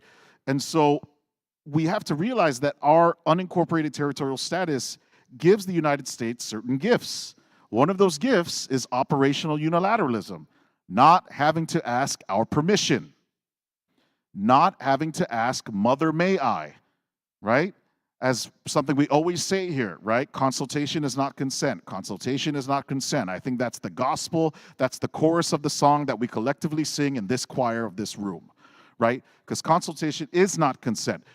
There are multiple strategic writings that say, if we ever get kicked out of South Korea or Japan, don't worry. We will fall back to Guam because Guam is U.S. soil. And I said on Monday to the youth, Guam is a place that doesn't give us political headache. That's the language that was used. Guam does not give us political headache because they are ours. Just think about that. That's how our community is thought of. We are the aspirin to their problems and their headaches in other parts of the region. When you go out and have to do a military activity in a sovereign country, you have to ask some permission, even if there are geopolitical power differences. In Guam, there are mechanisms of consultation, but at the end of the day, did Guam give permission for the buildup? No. That was Japan and the United States. These are sovereign governments. So our non-sovereign status absolutely affects that. And, you know, I want to go to the last part here about impacting our decolonization, our security. It will absolutely, decolonization is the one thing that can generally transform what security means for us. I don't think our geography changes, but maybe we can take some advantage of that geography once in a while, right? But I think whether or not we choose to be a state of the union, a freely associated state, or an independent country, all of that will have immense ramifications for, number one, what we consider security, and number two, what we prioritize in our security agenda. That's why decolonization and security are inextricably linked, right? So this is a worthwhile endeavor, decolonization.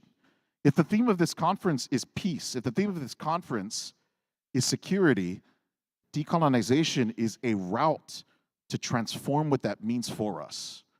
And so hopefully, all of us in this room can commit to going down the bumpy road and maybe hopefully seeing triumph at the end of the day. Thank you.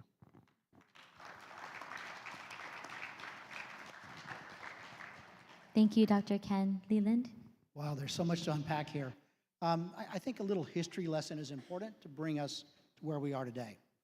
The fever dream, the U.S. fever dream of China happened when Guam was first taken by the United States. Technology at the time, transportation existed around maritime vessels which couldn't go more than 4,000 miles without recoaling. So the United States got Guam, or took Guam, because it had the best harbor in the Marianas when they negotiated with Spain. You know, and then, but what the United States priorities have affected what Guam's status is and how Guam has been treated. In 1922, with all these naval conference powers agreements, basically the United States agreed or understood that in the event of a conflict with Japan, Guam would be sacrificed. And that was fine at the time for the United States. Not so good for Guam's security, but that was the way the United States thought at the time. World War II brought a different thing with the process of decolonization and a recognition that all these places that had been colonies had a right to their own sovereignty.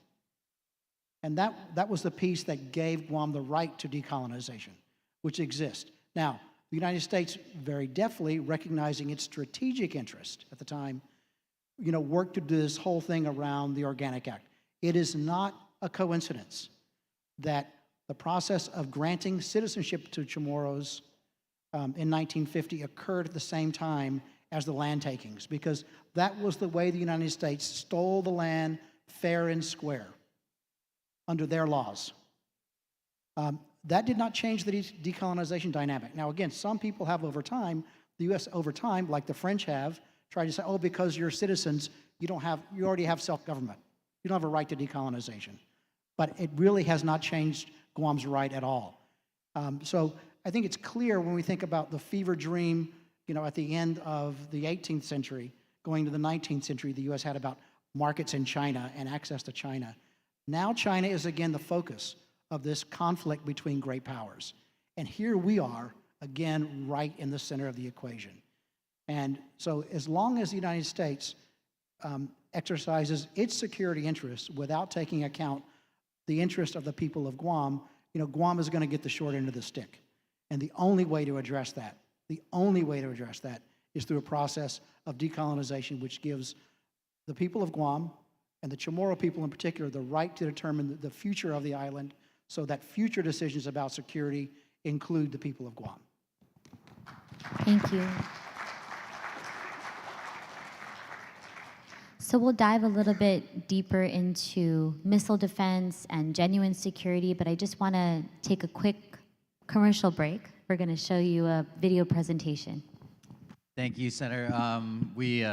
This panel is intense. I can see why DOD didn't want to show up today. I'm probably going to get in trouble for saying that. That's okay. It's true.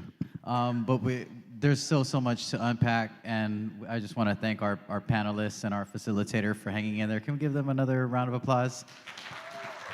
Okay, so what we're gonna do is I'm gonna give our panelists an opportunity to get some water and take a breather. We just wanted to show some highlights from our first two Fanhita conferences, 2019 and 2022, as well as some highlights from day one and day two of this year's conference.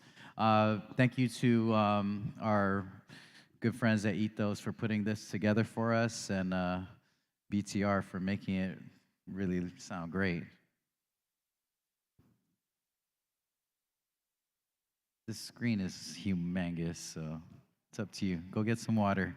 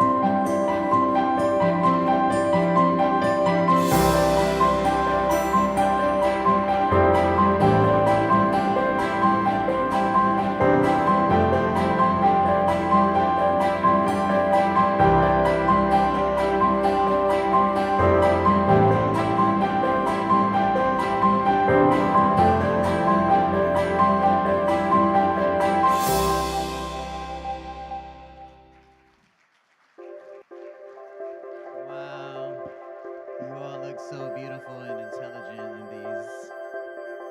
Run it back. I wanted to point out that at our first conference in 2019, we were really excited because we were able to bring in a lot of representatives from the other territories, which was really significant. As you know, Dr. Natividad had mentioned about Puerto Rico, even though we're very different geographically, our population, we suffer a lot of the similar challenges. And this is one of the things that's really important for us at the United Nations level, is being able to advocate collectively as non-self-governing territories. You guys good? Okay. Thank you again. Thanks for joining us. You all look fantastic in the photos. Sujos, Masi, Melon, thank you all for continuing to be here with us this morning. We'll just dive right back in, and we'll start this question off for Dr. Cooper.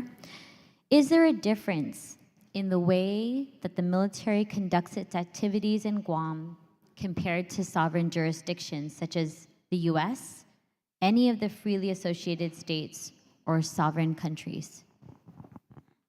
Yes. Thank you. No, I'm just joking. Yeah, absolutely. Hold on. I actually, in preparing for this, there's something that here. There was a recent RAND report on ground-based intermediate range missiles. Okay. And in the RAND report, the authors were saying that Micronesia and Guam are incredibly important because it is unlikely that allies in the region, such as Australia and South Korea at the time, would be willing to host these systems. And so what did they say? Well, the alternatives considered is to place them in Guam and the FAS, right? And why, right? And the reason is why. And it goes back to our political relationship with the United States, right? As a territory, we don't have much bargaining power. We don't have much power in making those decisions. The freely associated states do get more, right? They are sovereign countries who have entered into compacts of free association with the United States. Now, what's the difference there? The difference is that they allow the United States to do things based on an agreement, right? With us, there is really no agreement that can't be necessarily overturned by the larger political prowess of the federal government. And then, of course, if you're sovereign, if you're fully sovereign, fully independent without a compact of free association, then there is a political obstacle to military activity. Well, you have to have a status of forces agreement if there's going to be like basing, right, and flyover rights, all of these different things. But at the end of the day, right, sovereignty is not going to solve everything. This is a conversation I was just having during the break. It won't solve everything, okay? But we need to, as a community, think of ways that we can exercise agency in the utmost way possible. And if that's the question there, if there's a difference in the way that we are treated or that military activity operates, I think we see it every day. Often we're told after the decision has been made, right? Even if I think it's important that we still come out as a community, but, politically, they don't have to listen to it, right? So even though I will acknowledge, because some people may rebut this and say, but the United States is so powerful, right? How can you ever tell them no? Well, I will say that I acknowledge that it will be difficult to necessarily challenge the United States in many different ways, but being a sovereign country allows you, being even in freely associated, allows you more mechanisms of agency. And I think that's what we need in Guam. We need to find all the mechanisms of agency that we can think of and exercise that so that our community becomes the primary decision maker over what goes on in our land. Because right now, due to our status, we are not the primary decision makers. And that should wake us up, and hopefully that should make all of us leave here realizing, how do we do that? How do we become the primary decision makers? How do we craft ways to do this? How do we educate our folks to do this? How do we go out into the world to figure out how to do this? Because this is important. This is urgent, right? There is barely time left because negative effects compound. And the longer we wait, the longer we allow for negative effects to take their toll, exacerbate, and multiply. Thank you, Dr. Cooper. Thank you. So Dr. Ken mentioned agency and autonomy and having a say in the plans and the impacts of things like overall security, missile defense, militarism. Leland, can you touch a little bit or expand upon what he was discussing? Let me just make a couple points first about what Guam's role could be. In 1987, Guam voters adopted a Guam Commonwealth Act, and that had several important provisions in it. It had a provision for Chamorro self-determination to set up a process for Guam's decolonization. It also had very specific references to the way the military operates. It required any lands the military was not actively using had to be returned to Guam at that time. It required that any lands which the United States would acquire in the future for future needs would have to be approved by Guam. And for any ongoing military activities that change Guam, the relationship with the military, there had to be consultations. Well, that didn't go very far. Didn't go very far. Because the United States basically still controlled the process. I know, look, I was very engaged in those discussions. The Department of Justice and the Department of Defense were the principal opponents to this whole process, to have a path for decolonization. So I think we have to note, and I don't think it's a secret, that the reason the United States has been opposed to Guam's decolonization, the reason the United States has been opposed to increased agency for Guam, is because that then puts at risk what they take for granted. From the way they see it, Guam is an insurance policy, and they've already paid all the premiums. We're done. We don't want to do it again. If you go to decolonization, and Guam says, we want to be independent, we want to be a state, we want to be freely associated, that changes the game for the U.S. military. And so, they don't want that to happen, and particularly the Department of Defense, and I would say supported in lockstep by the U.S. Department of Justice. Look, National Security Council people told others directly during the Commonwealth discussions, well, we're just kind of keeping Guam engaged. That's why we're here. I want to make another point about some of the issues around sovereignty and the way Guam is affected compared to other countries. So one of the reasons that Guam is a target in every scenario in a war game, in a conflict with China, is because the other side knows that no matter what, Guam is going to be a place from which the United States launches lethal power against them. Now, today it's, bombers, it's submarines. Ken mentioned ICBMs, are intermediate range ballistic missiles that are in the planning for Guam and probably in the next decade. So in addition to missile defense, we're likely to see offensive missiles placed in Guam because the U.S. can do that. That's the way they see it. They can do it. So let's just take a step back. So places like Japan and Korea, which have their own capacity to engage in a war with China as U.S. allies, no one seriously believes in a war between the U.S. and China that those countries are going to be lining up to go to war against China. Why is that? Because they have their own interest, and they don't want to look like Gaza either. Right? So they will have a decision whether or not they're going to join the fight, which is why we in Guam, as the tip of the spear, are also the first strike community. We can talk about some of the missile defense issues later, but those are the points that I wanted to make on this particular item. Thanks. Thank you very much. Dr. Lisa? So I think the two covered this topic very well, but I just wanted to add that when it comes to engagement with other countries, they are able to negotiate a status of forces agreement, or a SOFA. And that, I think, is the instrument that sets the groundwork for engagement. And so even though there are these status of forces agreements, oftentimes they're grossly insufficient. And so we find that, for example, in Korea and even the Philippines, where bases have been shut down, right?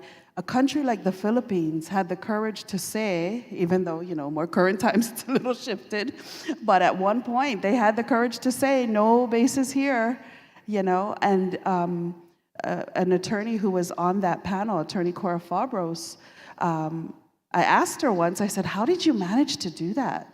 How did you convince your country, that the bases and its impacts were not worth what you received in return? And she said to me, and I'm sharing this with you all because really those of you in this room are the critical mass. She says, you don't ever really convince a whole country, Lisa. Don't be naive. She said, it's the critical mass that brings the information and makes the decision. And so in that regard, the power of our people in terms of decolonization, in terms of standing up to militarization is a really important factor.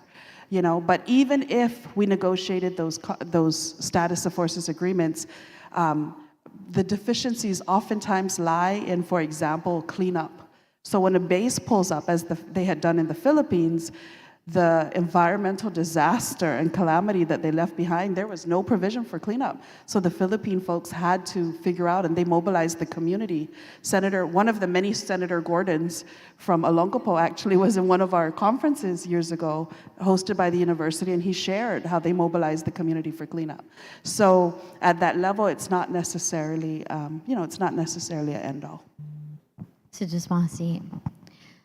Leland spoke a little bit about lethal power and missile defense. I wanted to talk a little bit about U.S. goals and strategy, which include advancing a free and open Indo-Pacific in which, quote, governments can make their own sovereign choices and make independent political choices from free coercion, close quote.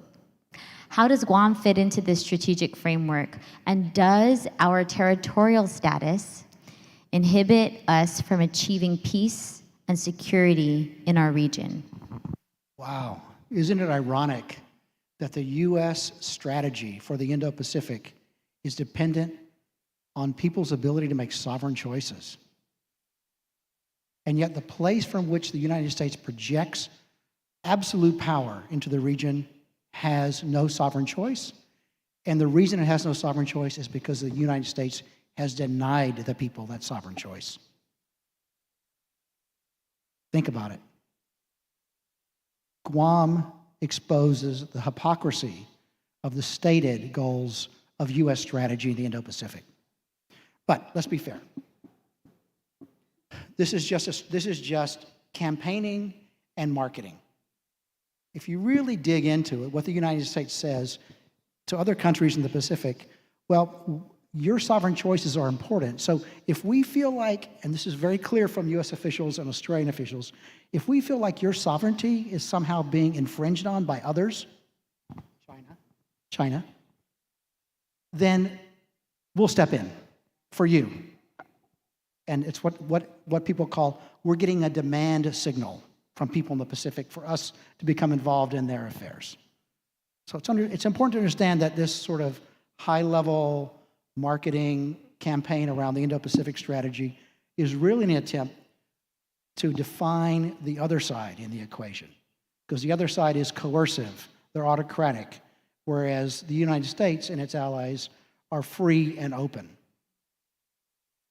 So since we're talking about hypocrisy, just yesterday, or maybe it was Sunday, stateside time, the one of the U.S. Secretaries of State has indicated that they're launching a free media campaign throughout the Pacific because it's so important to have open ideas and processes. And yet here we sit today at an event around the issues of militarism, decolonization, in which the U.S. military officials were invited and said they would attend, but did not bother to show up. So where is free and open discussion? They clearly have interest in Guam. They exercise those interests against the sovereign rights of the people of Guam on a regular basis, and they don't have the integrity to even show up to have a roundtable discussion. Thank you.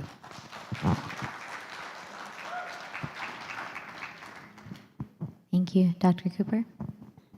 This question's great. I actually got invited by the State Department. So earlier this summer, they're like, hey, can you come out and tell us how we're doing with the Indo-Pacific strategy?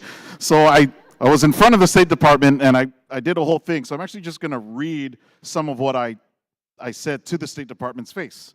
Yeah, so I'll go ahead and do that. So pretty much, it's very much what Leland said. I'll leave it as that, right? But I mean, at the end of the day, where is that? There is a substantial democratic deficiency in the U.S. treatment of the place from which it plans to execute a significant portion of its Indo-Pacific strategy. This needs to be remedied. This will help show the region that the U.S. is truly committed to a free and open region whose actions are consistent with what they call the rules-based international order, right? Because from the perspective of small island states and territories, this rules-based order, Dr. Peter Harris calls it a bundle of unevenly applied rules and institutions that doesn't say much on what that order is, who's creating the rules, and whether the rules are biased or selectively applied. So when we think about the Indo-Pacific strategy, is it organized hypocrisy bent by geopolitics? Is today's rule-based order just and equitable? Because if it's just organized hypocrisy bent by geopolitics, then maybe Harris is right in saying that the United States and other Western powers cannot be relied upon to serve as impartial enforcers of any rules-based order. And that, to me, is the key about this, is that the Indo-Pacific strategy's emphasis on sovereignty and freedom from coercion, Guam is the hypocritical place in which they're able to do that or say that they're going to do that by absorbing or seeping away our sovereignty, our potential for sovereignty. So you see that, right? It's almost like I take your food so that I may feed the rest. Guam deserves food. Guam deserves an opportunity for these quote-unquote rules. You know, the United States says it respects international law, it respects rules, free and open. But to repeat what Leland said, we were supposed to have a representative to help make this a free and open discussion, and yet the three of us are sitting here without that fourth person. Free and open doesn't mean anything without action. Say all the words you want, but without any action, how do we as territories, how do we as the Pacific, as small island states, ever get to a point where they can trust the United States to be an enforcer of a rules-based order, which is in which they are subverting on its head when it comes to their colony in 2023?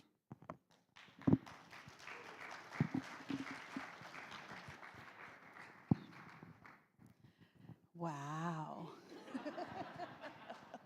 I'm getting greatly entertained up here. It's really exciting.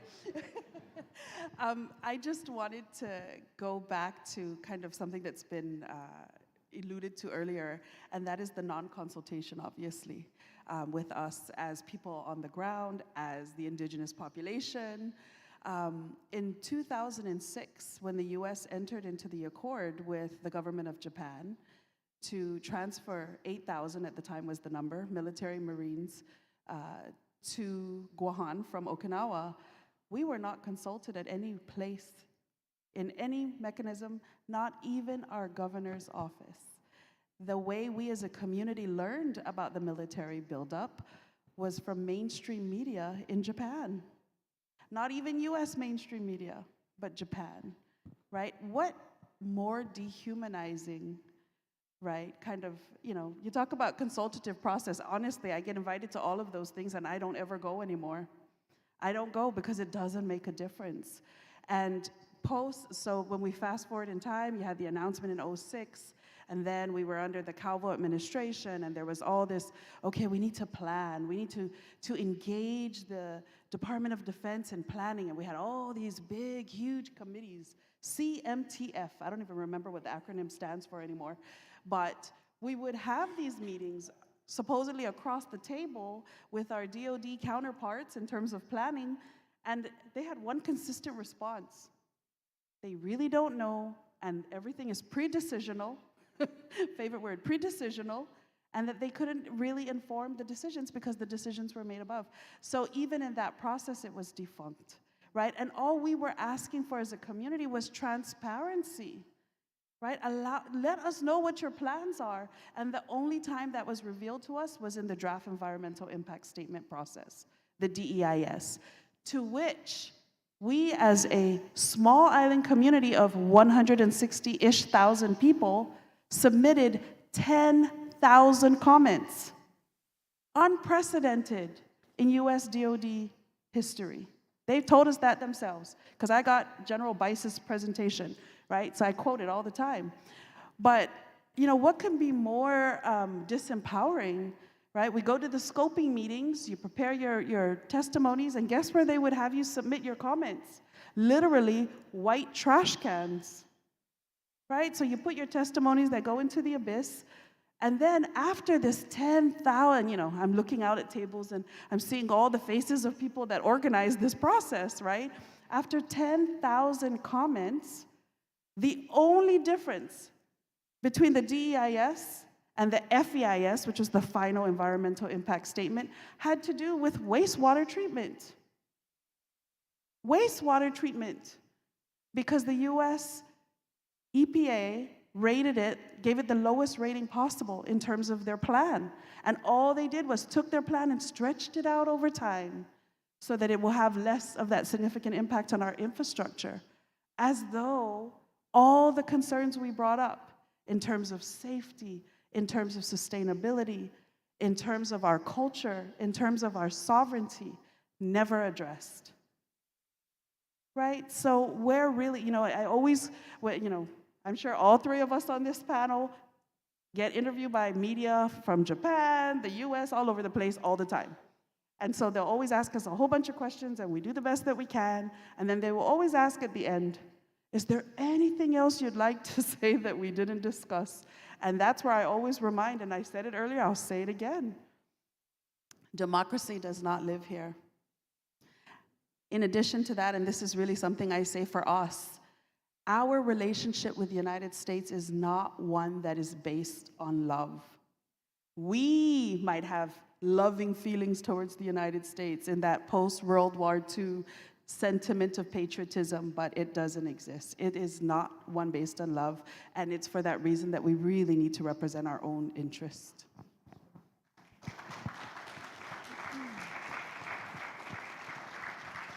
In terms of the relationship question, Dr. Ken and I were on a panel on Monday at the Guam Museum with a bunch of young people, and it was really powerful. And he gave a great analogy, and I just want to give him a minute to give that same analogy here about the person robbing the house. Oh, okay. Hopefully that analogy lands in a older demographic. Older, but still very young looking, I might add. So I was just telling the youth, right, if I walked by your house and there was a robber and he was like messing you up, tying you up, trying to steal all your stuff, and I came in and I ran in and I decked him pretty much, all my youth training in fighting with my cousins paid off and I beat him up, I'm not going to then say, by the way, Tilt, I control half your house because I saved you. That's not an equitable relationship built of love. Maybe the answer is that we can be very close. We can be very great. You're going to be very grateful to me, hopefully. I would be to you if you were the person and I was tied up. I would be very grateful to you, right? I would say thank you. We'd have long-lasting ties.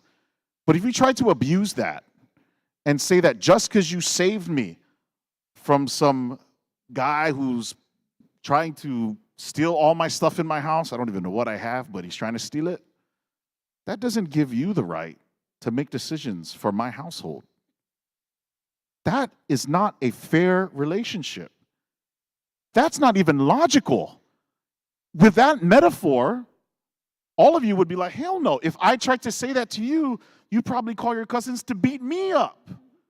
But when it comes to our larger political relationship with the United States, we then think it's okay. Go ahead. Take half the house, for you saved me from the robber. I don't think we as a community deserve that. So that's what I told the youth. Yeah. That was great. Thank you. Thanks, Dr. Ken. We've been talking a lot about action and agency, so I want to pose this question to you, Dr. Cooper. Is there a mechanism that allows us to consent or dissent to military activity in Guam? And how does Guam's current relationship with the U.S. limit our pathways for recourse when military and local interests are not aligned? Yeah, so, sorry, what was the first part of that question? Is there a mechanism? Is there a mechanism that allows us to consent or dissent to military activity in Guam? I think, with NEPA and other things, there are mechanisms from which, as Dr. Lisa said, for which we can express our opinions about many decisions that are 90% made, right? But I think that, I want to step back first, because the last part of that question about interests being aligned, I think is something that we haven't had an opportunity to talk about. And I think some folks may watch this and mischaracterize a lot of the panel. I just want to take a second for this. So I don't think, for example, that the U.S. military and all the decision makers are like evil people with a nefarious agenda. I don't believe that. I actually do think in many ways they're trying to do what their job is to do, which is to secure U.S. national interests. That's the problem, though, right? Is that you don't need a nefarious agenda. You don't need quote-unquote evil people that you don't like in order for very destructive things to be done, right? And so, there's a tendency, and I told this to the youth on Monday as well, oh, those guys are anti-American, pro-China, and I think that's such a simplistic way to think about critiquing the United States. Critiquing the United States, this is something that you mentioned as well, right? If we want to use that logic, that's very, one can call it some of the values that America was supposed to be founded on, right? You can say that, or you could just say we're pro-Guam, right? And that's something that has been said by people way before me. This is not an anti-American, this is not a pro-China thing, this is a pro-Guam issue. And I think too often we get pulled into polarizing discourse about people who critique United States military activity when those interests don't align. Because it seems illogical to expect that when our interests don't align, that the community of Guam needs to get in line, right? Because that's our responsibility as loyal citizens of the country. And so I just want to put that out there. If you're watching this on YouTube or just out in the crowd and you're thinking that we're a bunch of anti-Americans, I think you have it all wrong. I think we're a bunch of folks who really love Guam, and quite often, who's perpetuating some of these things? Well, it's the United States military, so we're going to call them out on it. Stop characterizing critique so simplistically to the low-hanging fruit of being anti-American. Because if you do that, you're already putting a personality on us and not listening to what we're saying. Everything that we say is thus filtered through a view of us being pro something that you hate and anti something that you love. But at the end of the day, I think one thing that we can all agree on is that we're pro-Guam, right? If you're pro-Guam, can you raise your hand? Yeah, right. Now, we may have differences in what that means to be pro-Guam, but let's settle out those differences without me accusing you of being like, oh, you're just an ultra-patriot who doesn't think critically, or you saying you're just a guy who hates blah, blah, blah. Okay, there's just no room for that. Our community deserves better than that discourse. And I think I might have used all my time and answered none of the question. But I have two awesome panelists here who will answer it for me, but I think we need to establish that for the record of this recording. Thank you. Dr. Lisa? Ken's response confused me about the question, so I'm going to do my best here. My intent. How does Guam's current relationship with the U.S. limit our pathways for recourse when military and local interests are not aligned? So I think, okay, I'm confusing that with the list of questions that I had in my head. But, so I'm just going to say what was in my head. what I understood is that there was, the part of the question is, what is our recourse, right? What recourse do we have in terms of protecting in this situation? So of course, with the NEPA process, there's different junctures. I talked a little bit about it earlier, of which, by the way, I don't have a whole lot of faith in. But in terms of recourse, and we saw this with the case of Pauget, right? We always have the opportunity to use the Department of Justice process and to litigate against Department of Defense, and that had some efficacy in our interest. And if nothing else, lawsuits buy time, right? Because generally it puts an injuncture in terms of the development, so it buys us some time. But in addition to that, I think, and in strategizing about the military buildup, one thing that we arrived at is, one thing that we as the local government here in Guahan have the power to do is in the permitting process, right? As these projects come through for approval, we have the opportunity to scrutinize that. And there's different mechanisms that are in place. They may not be flawless, and sometimes personalities in those positions hinder what our intent is, but it all just goes back to and underscores the fact that as a non-self-governing territory, we have very limited say, even in our own processes. And so, I know we've said it today, I'm sure we've been talking about it for the past 3 days, that it really is the root of our issues. And that's why, honestly, it's beautiful to see the Fanhita conference embrace the issue of militarization, security, and peace. Not only because globally this is such a sensitive issue right now, right, with the recent wars that are happening, but also because it's so intertwined in terms of our own experience and what has largely become our identity here in Guahan. Thank you very much. Leland? I just want to pick up on a couple things Dr. Cooper raised. I think sometimes the framing of the way that we approach issues, which may or may not be consistent between where the military is and the local community, are important, because I think it encroaches on self-censorship on our part. We don't talk about the real effect of PFAS in our water today. We don't talk about the decades of spraying defoliants along the above-ground fuel lines in Guam that have added additional contaminants to our water lens. We don't talk about those things. And we drink the water every day. So there's a self-censorship thing. And as a part of that reflexive, let's use missile defense. I think this is a great example. The military line is, oh, it's for your defense. That's why we're doing this. Now, look, there's 1,000 issues with this whole thing, how it works, how it doesn't work. But the truth of the matter is, nobody in DOD can tell you today, no one in DOD can tell you how this system is actually going to work. And yet, if we raise objections and ask questions, are we anti-American when they can't even explain to us? They came here with the big dog and pony show with the MDA and the Navy. They couldn't tell us things. It's the same issue with the earlier draft EIS. They don't want to disclose. And yet we're supposed to agree? How can we agree to something even they can't tell us exists?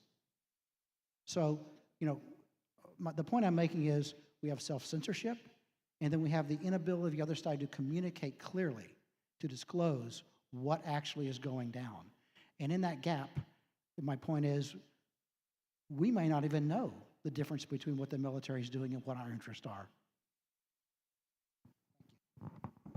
Thank you very much. And we'll wrap up and then go to a Q&A, but I wanted to ask, and this question is for Dr. Lisa, how does Guam's status as a non-sovereign entity limit our involvement and engagement in regional and international discussions regarding peace and security and affect the island's genuine security? I think that one way of looking at that is that there are limitations because of our status in terms of true engagement at the regional and at the international level, essentially because we're not recognized as sovereign. And so that usually is a prerequisite for a lot of different arenas and spheres in terms of work. But I think the important part of this question also that needs to be addressed is the fact that if we behave in such a way that we have and our own international personality, that in different arena, be it the MIF, the PIF, Piango. I mean, there's all kinds of regional and international organizations that will welcome our engagement, even if initially as observers, with observer status. But we need to have the political will internally and recognize the value of those levels of engagement. I say that because a lot of times, and I've been guilty of this myself in the early days, like we go and Guam, we just kind of stick out like a sore thumb because we're a colony when we go to those spaces.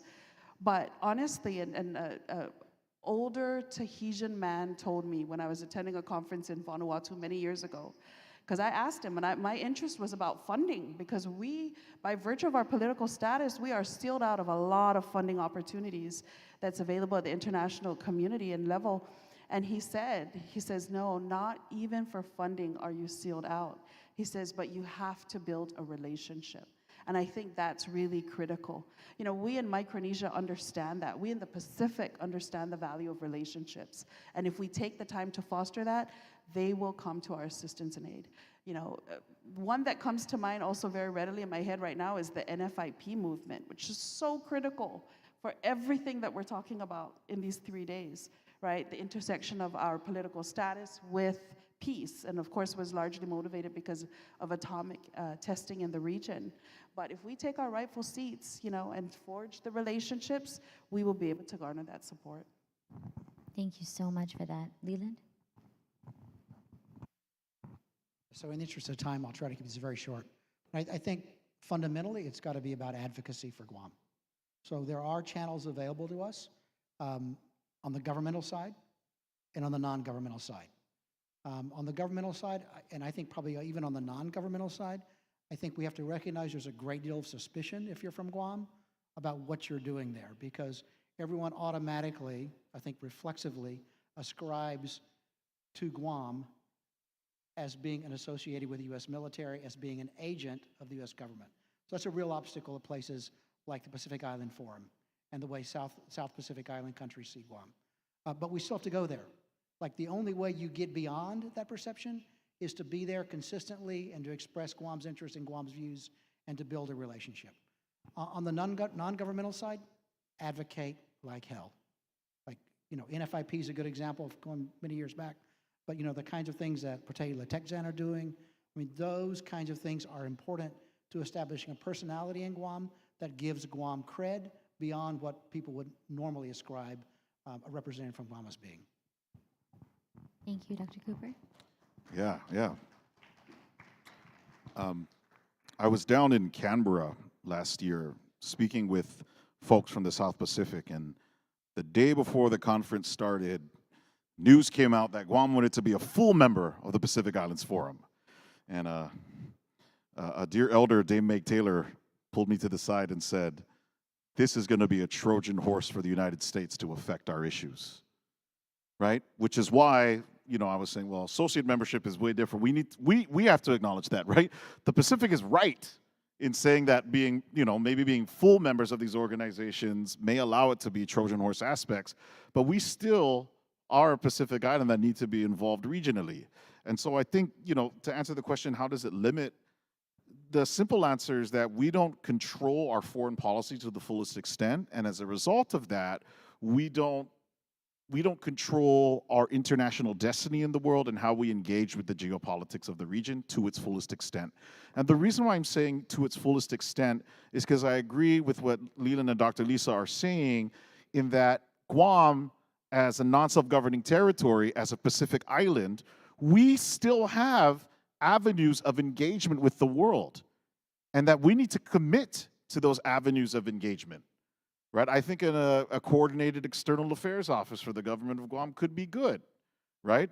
I think looking at every place that a non-self-governing territory can enter into and seeing if it's worth our time is an endeavor that we should actually take upon. I think there are opportunities, not just limitations in being a non-self-governing territory, because people want to know about our story, right? So that's the largest part of this. And to that end, I think one of the greatest opportunities is something that we said at our event, Leland, at Hilton one time, is I do think that there should be a coordinated effort here in Guam to train diplomats and negotiators, right? And I'm trying to make that work at the University of Guam. We need a big grant, but I think that's important. Some people will say, hey, you're a territory. Why do you need diplomats? Why do you need to learn negotiation and the aspects of diplomacy? Well, to prep for the future and to train our folks here who are going out to global and regional engagements.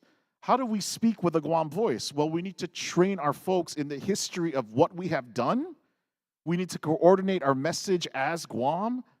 And we need to train people in the actual ways that diplomacy and international relations works.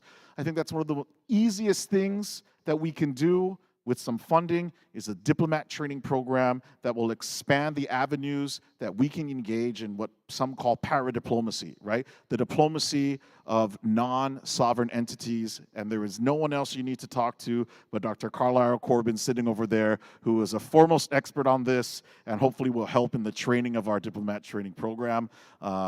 Dr. Corbin, sorry I'm calling you out. I'm just hoping to have a conversation immediately after this about this issue. So I think those are the steps we can take. Thank you. Sujus Masi. This has been a fascinating panel. I've learned a lot, and I just feel like we have a lot of work to do. Before we dive into that, we want to begin our question and answer period. And for the Q&A, there are question cards placed on each of your tables. If you have a question, please write the question on the card, raise your hand, and have it collected by a volunteer. Nolan will assist me in this. Questions may be submitted throughout the panel, but go ahead, Nolan. Take it away.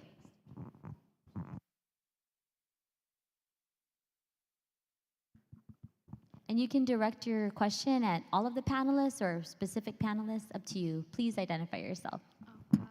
Hi, my name is Nehemiah. So a question I'd like to ask is, how can we shift how the people of Guam perceive security to fit more in line with genuine security as opposed to traditional military definitions?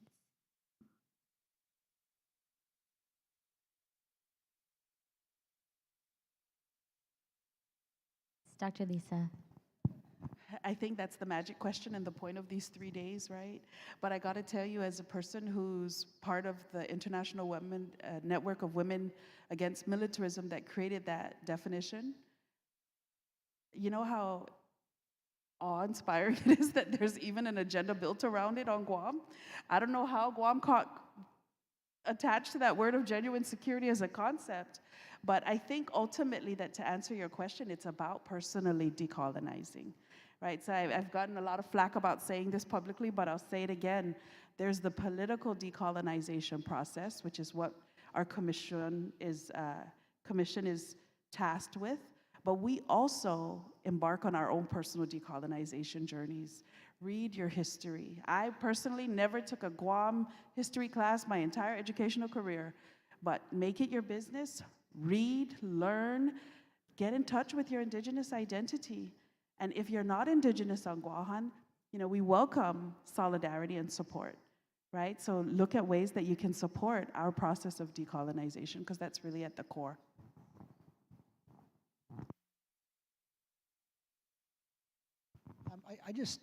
There's something that I think is really important to recognize about small islands and small island states anywhere. They're incredibly vulnerable. Their infrastructure's fragile. The challenges are great. Demographically, just think about it. Like large countries, like Chinese, have so many people. They have, millions of scientists, millions of highly educated people that carry a lot of, their activities. Same in the United States, same in Europe. In Guam, we have 150,000 people. So the process of governing ourselves, of finding security, whether it's community security or any other kind of security, falls on a small number of people. And that is a really difficult job. And that's why the issues I raised earlier about the processes of education, the ways in which the colonizers' resources are used to extract human talent from the commitment to the island's future are important. But at the core of it is something really important. It's gonna be hard to govern Guam. It's a challenge. Guam can rise to it, but it's really important to recognize this is a really, really tough job. Now, will we do a better job in Guam if we decide what we're doing? Absolutely. I think the way that I think of that question, one aspect of it is internationalizing the people of Guam a little bit more, including myself, right? Like, I think for all of us, the limit of our own possibility of policy is simply what exists in the United States, right? Knowing how different healthcare systems work, knowing how other communities deal with different issues. We look to the United States as the pure example of what we can look to. And there are some communities that are amazing examples, but I think we need to internationalize where we look to for answers, right? Like looking at different countries around the world and be like, man, they approach agriculture that way? Is that something that we could adapt, right? They approach healthcare in this way? Is that something that we could use if we had the political authority to do so? And so once we see examples of genuine security in other communities and expanding the places that we look to for answers, then I think we can start having a larger conversation about shifting the policy agenda to be more in line with genuine security. And a huge aspect of that is, you know, decolonization in all its various forms, right? Personal, political. But yeah, if we don't look to the rest of the world, I think we're really limiting our own imagination of what is possible.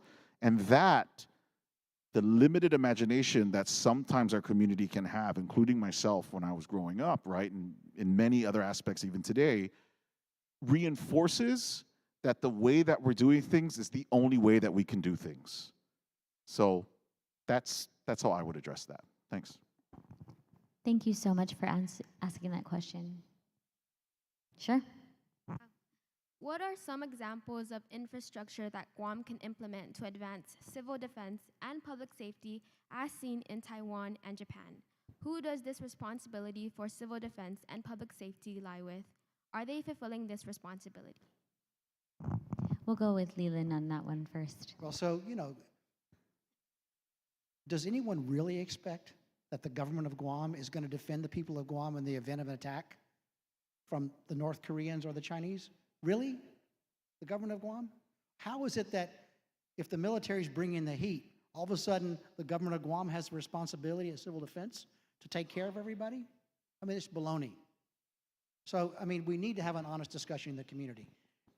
If countries like Japan, Korea, and Taiwan have massive infrastructure to support their civilians, and we know today that the threat to Guam is not coming from, you know, the governor's office and what they're doing, but the threat to Guam is coming because Guam has the largest munition storage area in the entire world for the Air Force. It has the largest fuel storage area for the Air Force in the world. You know, this is why we're a target, not because of what Gov Guam is doing. So if, you know, people want to talk at DOD, want to talk about defense of Guam, they need to talk about defense of civilians in Guam as well. Well, just, you know, we have been told when PCIS, we've brought this up and we've been told, no, that's too premature of a conversation, right? Didn't they tell us that? No, we've been told, no, we don't do that. Oh, we don't do that. But in the other way, the Missile Defense Advocacy Alliance, one of their top guys said, thinking about this issue means that we expect deterrence to fail. We're doing this to deter. So we don't need to think about that because that we're showing a message that we expect deterrence to fail. And I think that was like the most horrible answer that you can give a community that's being prepared for this. And so as a first strike community, we aren't the cause of that, as Leland said. So I think, you know, the responsibility can't be put on the government of Guam to have to build shelters or anything of the sort. Any other questions? Thank you for your responses. Thank you. I think we may have a question in the back of the room. Yep, come on up. And then I think that's Farron. Maybe he can come up after. Hi. Hello, my name's Anthony Borja. I'm a retired military, Air Force, and I thank you for this discussion here. It's an extraordinary revelation, and I'm learning a lot. However, I'm in a crossroad and in a dichotomy of ideology in which there are a lot of military retirees and veterans here would depend on the military for the revelation of their benefits, health care, the exchanges, the commissary, and gas stations, and all that. And for their livelihood, you mentioned, Dr. Nat, that they use that to step forward, get ahead in life. And that's true. Without the military in Guam, if you were to remove that, what happens to the military retirees and veterans who deserve those benefits? You know, I come here thinking that I'm pro Guam. I speak the language wherever I go. I've been to 31 countries and I talk to people about Guam, the Inifresi and all that. When I teach ROTC, I invoke the Inifresi. Before you leave Guam, you need to know Guam. Before you go to Vegas or anywhere else, you got to learn the language. So how do we promote that, and yet we come back to Guam and we find ourselves without the vehicle, the vessel in which we can merit the benefits from our service in the military? So where do I stand in terms of that? In talking to the veterans, the retirees that I'm veterans, the Air Force veterans that I'm a part of that organization, also the ROTC students that I talk to. Sudos Masi, Mr. Borja, so we'll give them an opportunity to respond. So that's my dichotomy here. Thank you so much. Thank you for your time. Sudos Masi, thank you. You know, to me, it's a really straightforward, cut and dry issue. If you've been in the military, you've done your time, the military's made commitments to you for all these benefits, you've earned them. You deserve them. The real question is what's happening today in Guam, is the military leveling up in terms of their commitment? I mean, the governor is talking about our governor in Guam, the government of Guam, providing veterans benefits to U.S. military veterans. Why is that? It's because the U.S. Department of Defense is not providing the benefits now. How is it that all of a sudden it's Guam's responsibility to step up? Or let's take another example, and this is a very real one.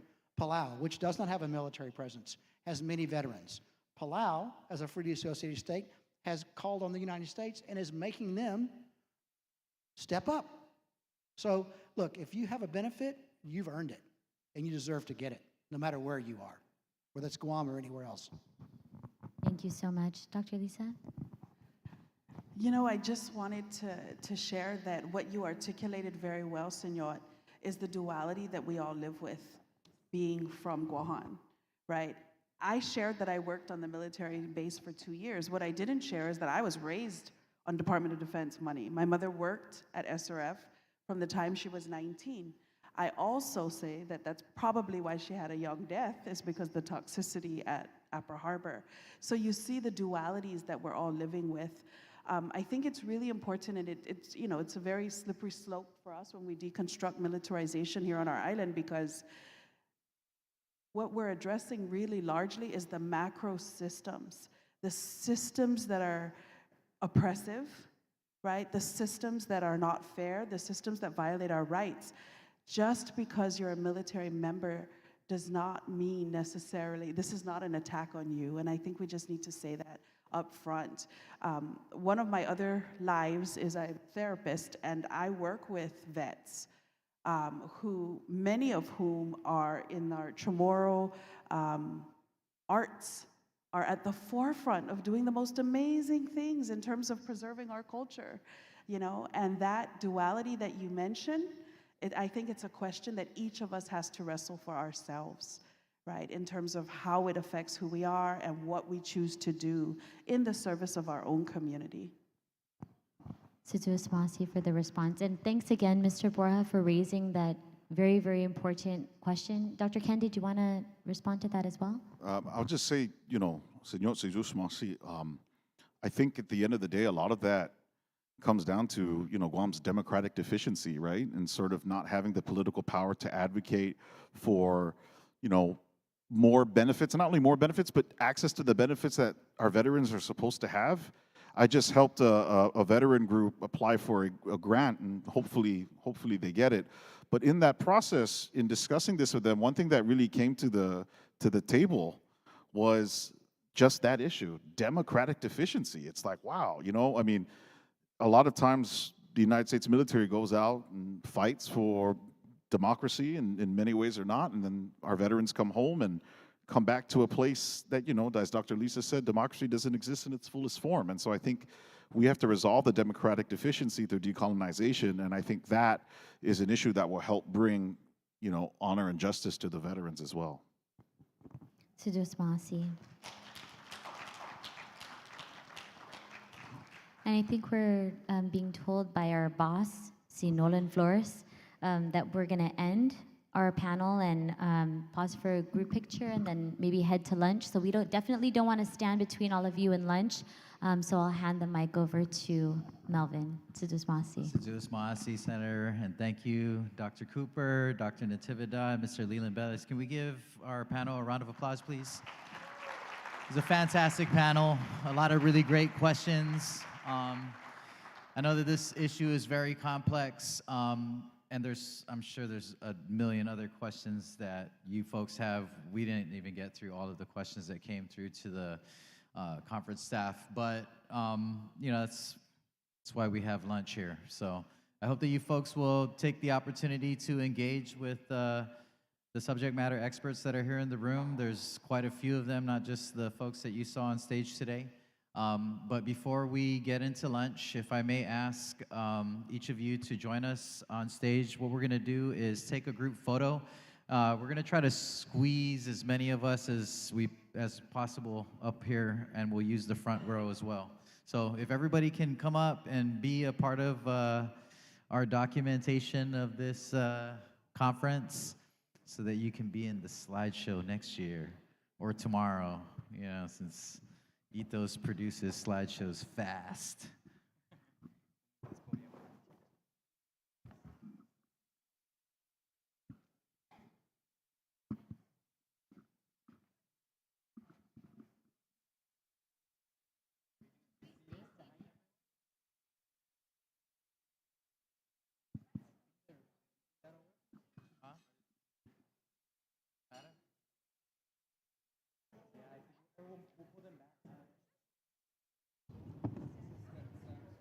Yeah, pull them back so that.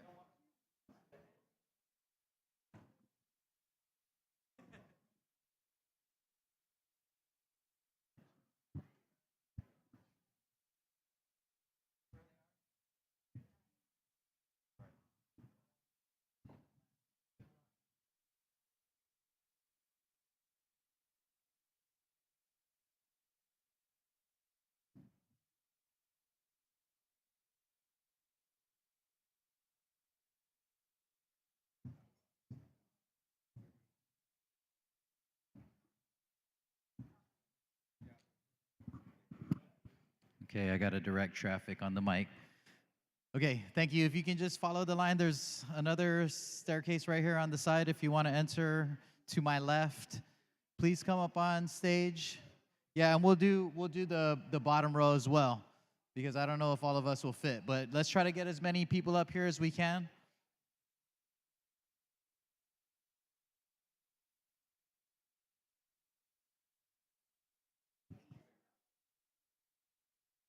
Okay, this is what we're gonna do. Our mañana have priority on the front row, ground floor, okay? If you're on the ground floor, like below the stage, and you look like you can jump up here, I'm gonna make you get up here, okay?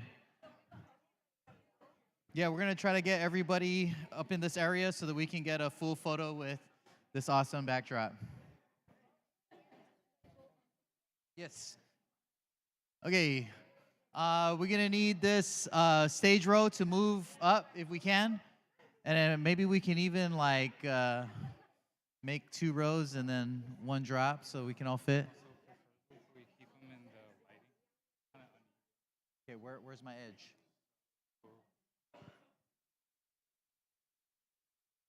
Okay, if you can see me, I should use Josh because I'm way too short for you to see. If you can see me right here, you have to be to my left, okay? okay? If you're on this side of me, you're not in the light. So everybody over here, all of you guys need to move in or come down. And then, yeah, there's room in the front. You guys can come to the front. All right, where's my light end here, Josh?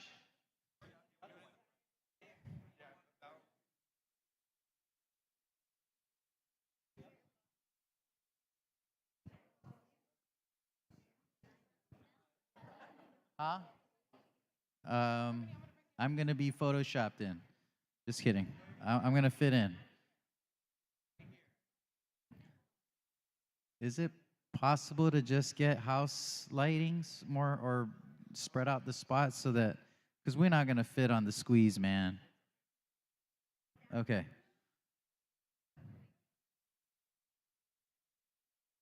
You guys need to move in. Either that or you can go to the other side. There's room on the other side. Way more room on the other side. That's where I'm going. Can you fit Harmony on this side? This edge? Are we good? Cool. Okay, I'm going that way.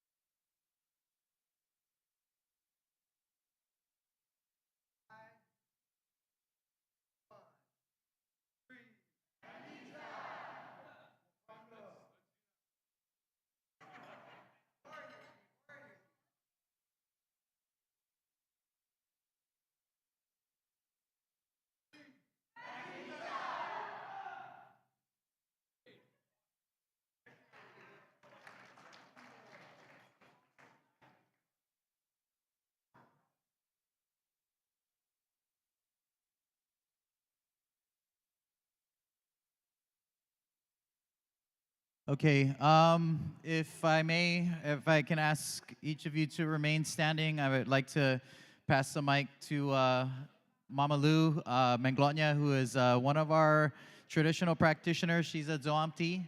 If you have not had a chance to visit them, they're at UOG by Dean Circle. Yes. But if we just want to be bless the table before we open for lunch, if you can please indulge us and remain standing, put for what? Estata bendisi lama nengkano gilamasa. Kinani Tata, sa nilahinya, sa Espiritu Santo. Bendisi asay na ning kano mami ni para ben receive gipago na taluani.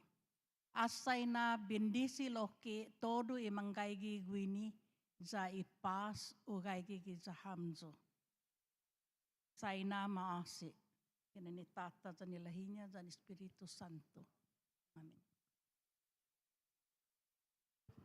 Seduce Masi. Okay, table is open. We will reconvene at 1:15?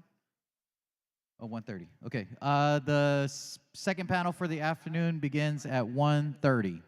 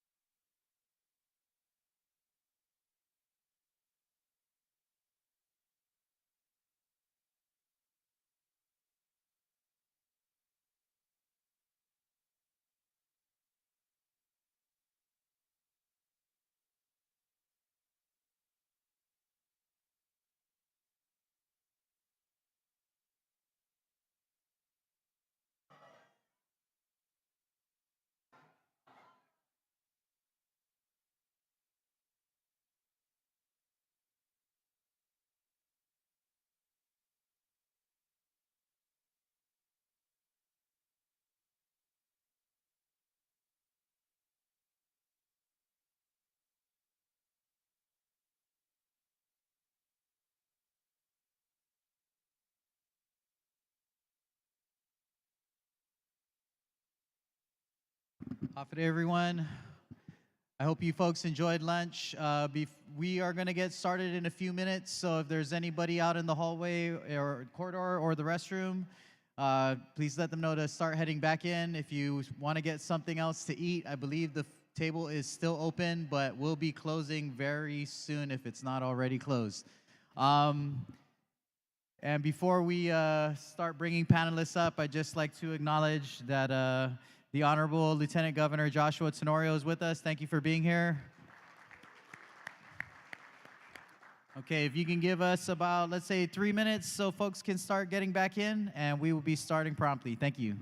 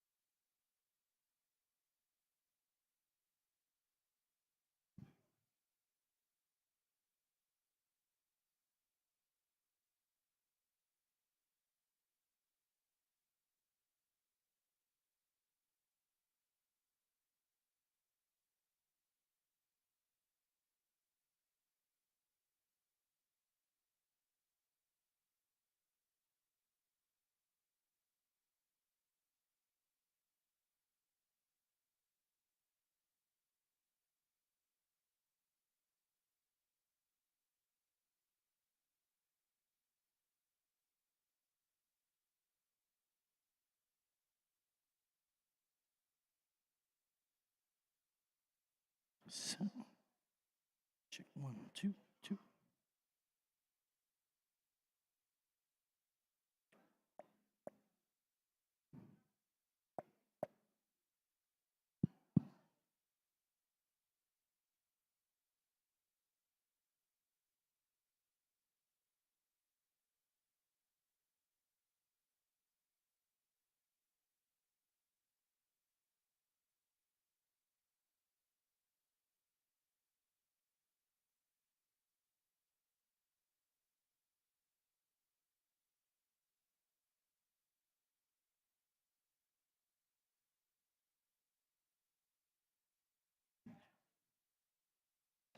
All right.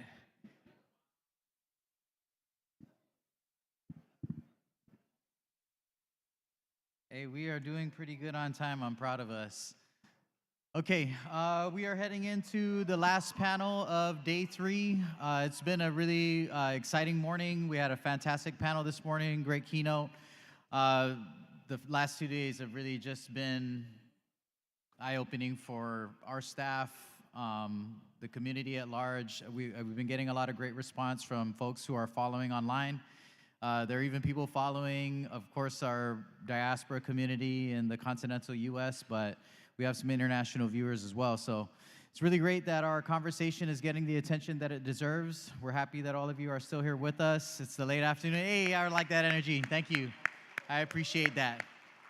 Okay, and of course, we're really excited about the way that we want to close this panel. We talked a lot about the challenges of our current political status, the obstacles that it creates for us, the difficulties and challenges that we have to accept as our reality.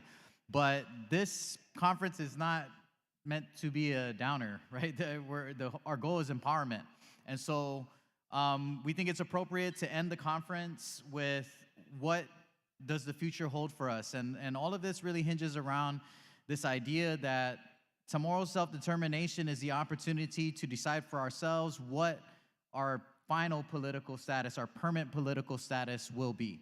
Now, our law that was challenged in the Ninth Circuit Court at the federal level, it lists 3 very specific political status options. And those are either full integration, which is often referred to as statehood, free association with the United States, and independence. Now, some people ask, we hear this a lot, some people ask, why isn't status quo gonna be on the ballot? The Department of Interior asked me this once. I was shocked. I was super shocked. I didn't know what to say. But the reason why status quo is not on the ballot, I think I thought it was self-explanatory. But if our goal is to change, then why do we choose to stay the same?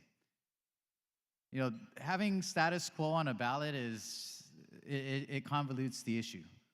And so this has been a part of the work from the onset, is that we have to start here. There's still a lot of people in our community who kind of look at our status and think, well, if it ain't broke, don't fix it, or it's not that broke, so put duct tape on it and we'll be all right. And that's not, that's not acceptable for us. We have clearly outgrown this status. We have already improved this status as much as it can possibly be improved. There's really nowhere else for us to go. Since 1950, we have evolved significantly. So to close the panel, our last panel is gonna feature our Lieutenant Governor. Thank you for being here with us and maintaining this commitment from our administration to support decolonization. But we also have one advocate for each political status option that will also feature on this panel.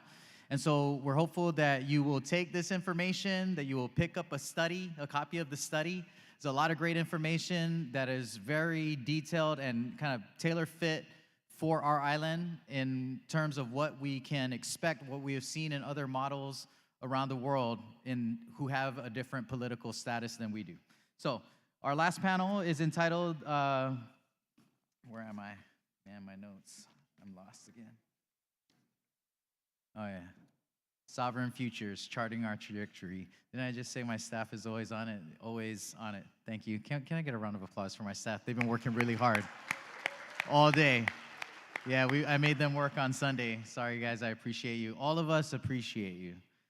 Okay, so first, I would like to, of course, welcome up our Lieutenant Governor, Joshua F. Tenorio. Thank you for being here.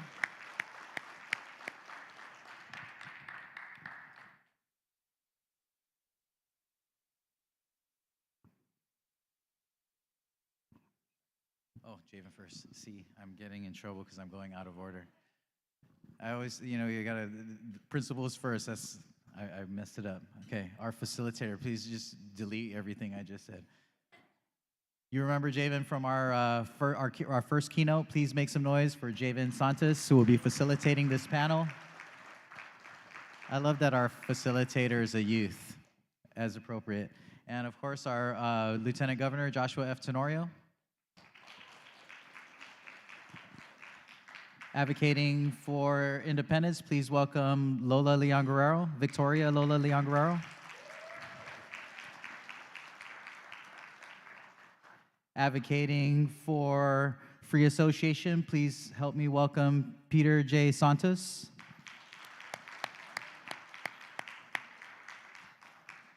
And for full integration, also known as statehood, please welcome Paulie Suba.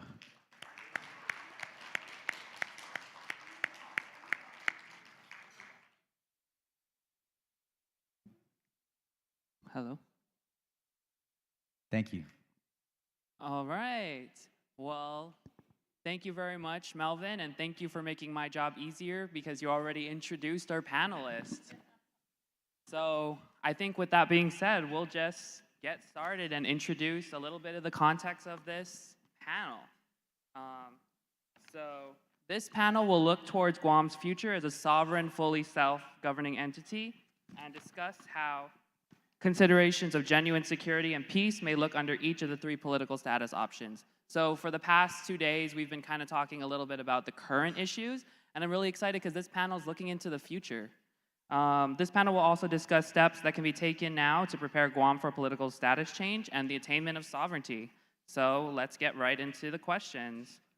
The first questions are going to be to the three representing the different status options, and I think we should start by setting a little bit of context about the status options and their connections to security. So if you all wouldn't mind, please provide a brief explanation of the primary opportunities as well as challenges of your respective status, specifically in relation to genuine security.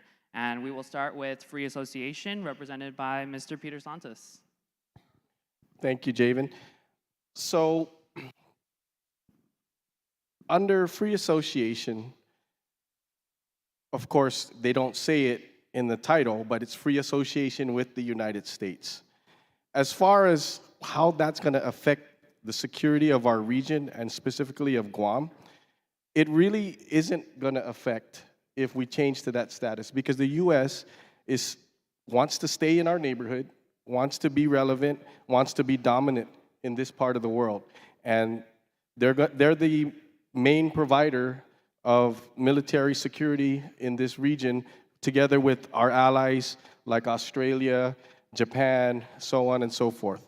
So there will be no significant change in our security position if we were to transition to free association with the United States. Thank you. And just to set a little bit of context and a little bit of breakdown for those in the audience, and then we will move on to the other two status options. This panel will consist of a 45-minute discussion with our panelists, followed by a 15-minute audience Q&A period. And during that Q&A period, I believe the other panel mentioned this, but there are question cards placed on each of your tables, and if you have a question, please feel free to raise your hand during the Q&A portion, and some of the DCAL staff will come around and bring it to you. But we will get back into the questions and maybe lead into independence there, because I'm sure there's a lot of similarities between what Mr. Santos said and how independence affects our security and just the general benefits.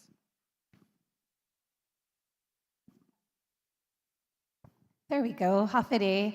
I think in terms of opportunity, independence affords us an opportunity to be sovereign, to have voice, to express our true desires and to work towards them. That's the greatest opportunity of independence, is that we determine the chart our course. In terms of challenges, I think one of the greatest challenges is this idea that the U.S. military is what genuine security is, when in fact, as we heard in the last panel, it represents genuine insecurity for our island and region. And more than anything, I think our own mindset around this is a really big challenge. And so I kind of wanted to bring into this panel that we really need to take a look at what's happening in the world today. Currently, the war in Palestine is really troubling for our community. Anybody that's fighting for sovereignty or independence should be alarmed. Our Guam legislature introduced a resolution that supports the genocide of the Palestinian people. To this day, 8,000 people have been killed in Palestine, and in just a month, in less than a month. That is truly alarming. And for our legislature to support that, to support any form of killing, when we stand the risk of that war coming here. In order for us to truly seize the opportunities of any of these political status options, we need to learn from our history. The last time in history that conflicts of these scale began erupting throughout the world, it led to World War II, and Guam was bombed. Now, if the world were to enter World War III, we would not survive a bombing. It literally equals the annihilation of our people, and that's troubling. And so we shouldn't be endorsing war in any form. We should be fighting for peace. As an independent nation, thank you. As an independent nation, we'd be able to redefine ourselves in the world so that we are not only seen as the U.S. US's military base. I travel the world and people always say, oh, Guam, that's a base, right? So it's very easy for another country to think I'm bombing a US military base if that is all we're identified as. Just like it's very difficult for people to imagine the Palestinian struggle for freedom and liberation when they are not being told that that was their homeland. This is our homeland. We are fighting for freedom in our homeland, and we want the world to understand that so that we aren't killed for it. And that's really, really important. So I think the greatest opportunity is redefining ourselves. The greatest challenge is we need to start by redefining ourselves to ourselves. Yeah. Thank you for that. And Polly, I'm sure representing statehood, you have some contrasting opinions there.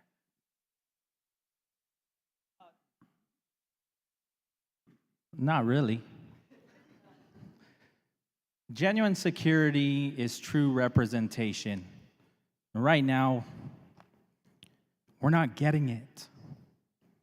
And so, statehood is a valid political status. That's the only reason why I'm sitting here, is because we need to bring validity to all three status options. I was told no one wanted to sit here. And I respectfully declined. And then they said, Polly, no one wants to sit here. But statehood is a valid political status. And we need to bring validity to this conversation, right? There needs to be true representation. That's genuine security. I don't trust nobody but my own for my security, right? We need to secure our homeland for ourselves, whether that's independence, free association, or statehood. And to be honest with you, I'm so upset that there was an invitation for Joint Region Marianas or whoever they sent out to not be here. Please raise your hand if you're just here to take notes, but you are from Joint Region Marianas or Indo-PACOM. Please raise your hand if you are here. No. That's not genuine security. Thank you, Polly. LT, I'd love to move on to you and come from your experience governing the island. What strengths can Guam leverage towards each of the three political status options? Well, just maybe taking off what Polly was saying and empowering ourselves, right, to make decisions. And what he pointed out is the status quo, we don't have that opportunity. We're told things, you try and get information, you try and shape it, but the decision isn't there. So I guess maybe I'm going to say the decision in each of the three statuses are a little different, but they're decisions. In a statehood context, you have voting representation in the Congress, in the House, and the Senate, which means that if the Congress does resolutions authorizing the president to go to war, the Guam member of Congress or the Guam member of the Senate can participate. They will vote against it. They will vote for it. There was voting representation on behalf of these U.S. citizens on the island of Guam that were going to be part of that decision in the national context, right? And of course, in the Congress, you're able to shape things. You're able to have direct votes on legislation. You can prohibit certain kinds of things from happening on the island that are related to the military, for example. You have a greater voice doing that, right? The current delegate under the status quo, which isn't, in the status quo is not acceptable. The current delegate can shape things, but they don't have that vote on the floor. And then they're only in one house of the Congress, right? So it's very limited.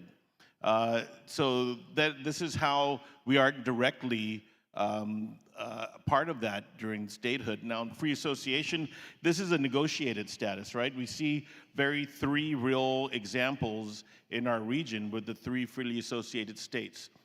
They have a national policy. They are able to use their foreign diplomacy to make decisions and actually bring in front of them these decisions in front of their voters. The voters of the freely associated states approved compacts of free association with the United States that had a military shade on it. So everything was out in the open. Of course, independence, you're able to be able to resolve your own government. This is you're on equal parity with whoever the big country is. You know, it's up to your national identity to determine really what you would want to happen in your area. Now, all three are going to have, I think when we come to talk about the U.S. government owning land, it's even more complicated, right?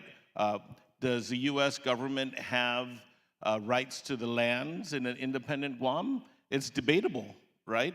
And so on. So I think that it's all three are definitely more legitimate than the current situation that we're dealing with. Yeah, thank you, Lieutenant Governor. To the three panelists representing the different statuses, I'd love for you to talk about your perspectives in our current political status. There's obviously going to be a transition period between the statuses you all represent and now, so how can Guam exercise a degree of sovereignty within our current political status, and where do you all feel that degree of sovereignty ends? And what benefits, from you all's perspective, comes with attaining sovereignty and a fully self-governing status? And we will start with statehood, with Pali Suba. Sovereignty for us begins when the United States of America says it ends, right? It begins and then it ends when they say so. I think Lieutenant Governor can talk more about the history of our watchmaking industry and the tariffs that were put on that industry. And then all of a sudden, overnight, Senator Jose Pito Terlai, I had many conversations with the man, mostly off the record because he was too busy to come on my talk show. But he would tell me, he'd be like, overnight we lost that industry. And he was just tired of the handouts and statehood, independence, free association. And I was asking him about statehood because, to be honest with you, I think a lot of people know the reason why they were asking me, because I have gone on the record stating that if we were to have a plebiscite, I would vote for statehood. And Pito Terlai knew that, Senator did. He knew that, and I would ask him more questions because he was trying to deter me away from statehood. He was saying that he's just tired of handouts. And he goes, even with statehood, no more handouts. You're going to get far more money for education. You're going to get far more money for public health, for public safety. What you're getting right now are crumbs, like Dr. Cooper has said. You're going to get way more as a state. You're equal. You're equal to Texas. You're equal to California. You're equal to the other 50 states. They don't put on the totem pole which state has more power than the other. You are a union, and you are part of that union. And so that's what statehood can offer too for sovereignty, right? But for right now, I think there can be a transition. There is a transition, right? I think like for Senor Ugin, I believe, was talking about, you wouldn't lose there's no question you're not going to lose your benefits as a veteran for statehood. There's no question none of you are going to lose your citizenship if we were to become a state through the transition. The transition becomes more confusing and more stressful, I believe, for independence and free association when you're wondering about your citizenship and the benefits that you have right now. Yeah. Peter, did you want to respond to that question? So if I remember the question, what can we do to exercise sovereignty? In our current status. In our current status. I think we are already doing some things, like we have some liaisons with some of our neighboring countries, but of course it's very limited because it has to, we're not a actual sovereign. But we do liaise with our neighboring countries when it comes to economic opportunities, things like that. We just can't liaise with them on security issues, on immigration and other types of things. We have to work through the federal government.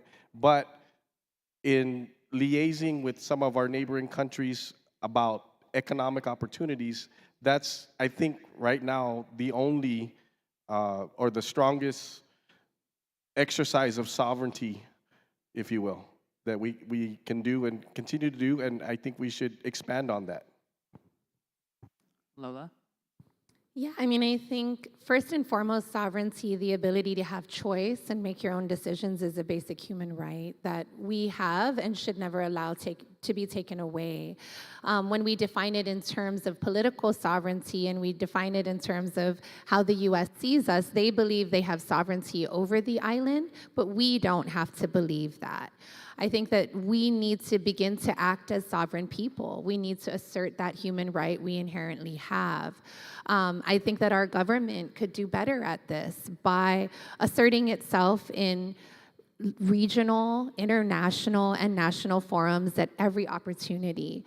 When we look at, the 3,500 years in which we did live as an independent nation, we did so not in isolation, but in collaboration with the rest of our archipelago and the rest of Micronesia.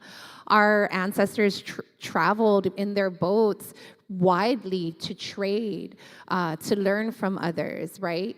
We need to do that. In our own region, we could be getting beef that is going to feed us and nourish us much better than the factory meat we're getting from the US from so far away, right?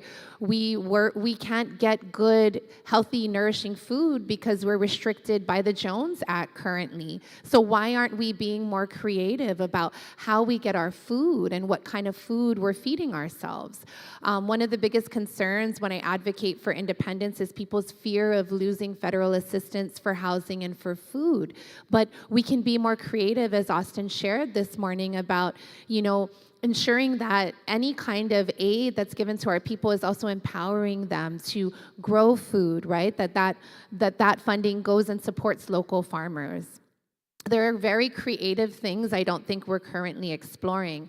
I think we also need to behave as though we don't have to always ask permission, right? We need to, if we feel that something is not good for our island, we need to encourage our leaders to speak out against it and not try to maneuver around the plans of someone else.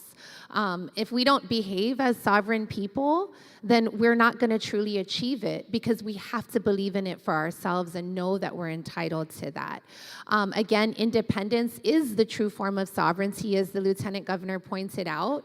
We would enter negotiations on equal terms. Small nations have done it. 80 places in the world decolonized before us. We can learn from them and how they were able to negotiate on equal footing with their former administering power. But we behave as though that's not possible for us, and I don't understand why. We need to know that no matter our size, our might is much bigger, and so we need to stop limiting ourselves.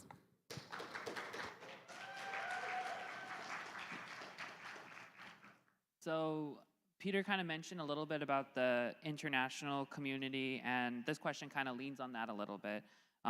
For each status option, how will sovereignty connect us to ongoing discussions and movements related to peace and genuine security regionally and globally?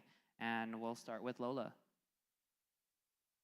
I mean, the most important thing is actually having representation in a lot of regional and international forums. Guahan is represented by the U.S. State Department.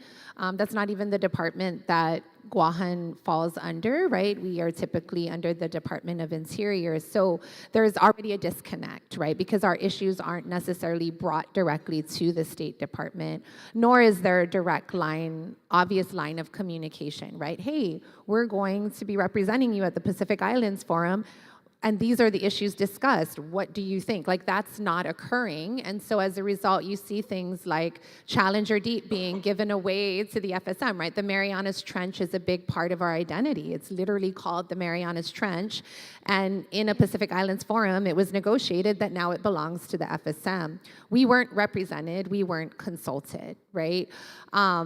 Other decisions, particularly related to climate change, funding for climate change, we are not represented. We're just wrapped into the US and their interests. So when we are impacted, we aren't afforded the same opportunities as others to respond to those impacts. We rely only on federal assistance, right, or federal avenues, and that's very limiting. I think that if we really want to work towards peace and sovereignty, we need voice in the international community. Again, as I mentioned, we need to identify who we are to the international community so that we can work together towards better solutions. We can advocate for each other. So long as the world doesn't know who we are, it is going to be impossible for us to get allies when we need them. And representation is really critical to that. Yeah, I appreciate you mentioning about the climate negotiations. I'm going to be going to the UN Climate Conference this year, and one of the issues I'm concerned about is there's going to be all this discussion about the losses and damages of climate change and funding from that, and I really want Guam to be a part of the conversation because under our current status, it's not clear how we get access to that kind of funding, even though we have those impacts. But yeah, I will pass it on to you, Peter. You kind of mentioned it a little bit earlier, but I'd love to hear you expand a little bit more about regional and global negotiations when it comes to peace and genuine security. Well, I totally agree with everything Lola said, but I'd also, to illustrate, I'd like to share a couple of stories of experiences that I had. So one was when I was in Afghanistan, I was there as a rule of law attorney. What that is we were nation building, which is something we shouldn't have been doing in the first place, but since we broke the nation, we had to rebuild it, right? So we were helping them get on their feet. And some of my counterparts, the Afghan counterparts, were saying to me, Pete, we thank you, the United States, for helping us. But we really, really can't wait for the day when you guys leave because we want to be in charge of our country again. And they said, sure, we're going to fumble. We're going to make some mistakes. The decisions we make, some of them are going to be wrong. But you know what? There are decisions. We're the ones making those decisions. Right now, the U.S. is making a lot of mistakes and fumbling a lot of things in our country. And that's what makes it untenable, is because it's some other foreign country that is here running the show, and we're the ones suffering. We might make those same mistakes, but at least it's us and not somebody else. So that's one story, to illustrate what having sovereignty means.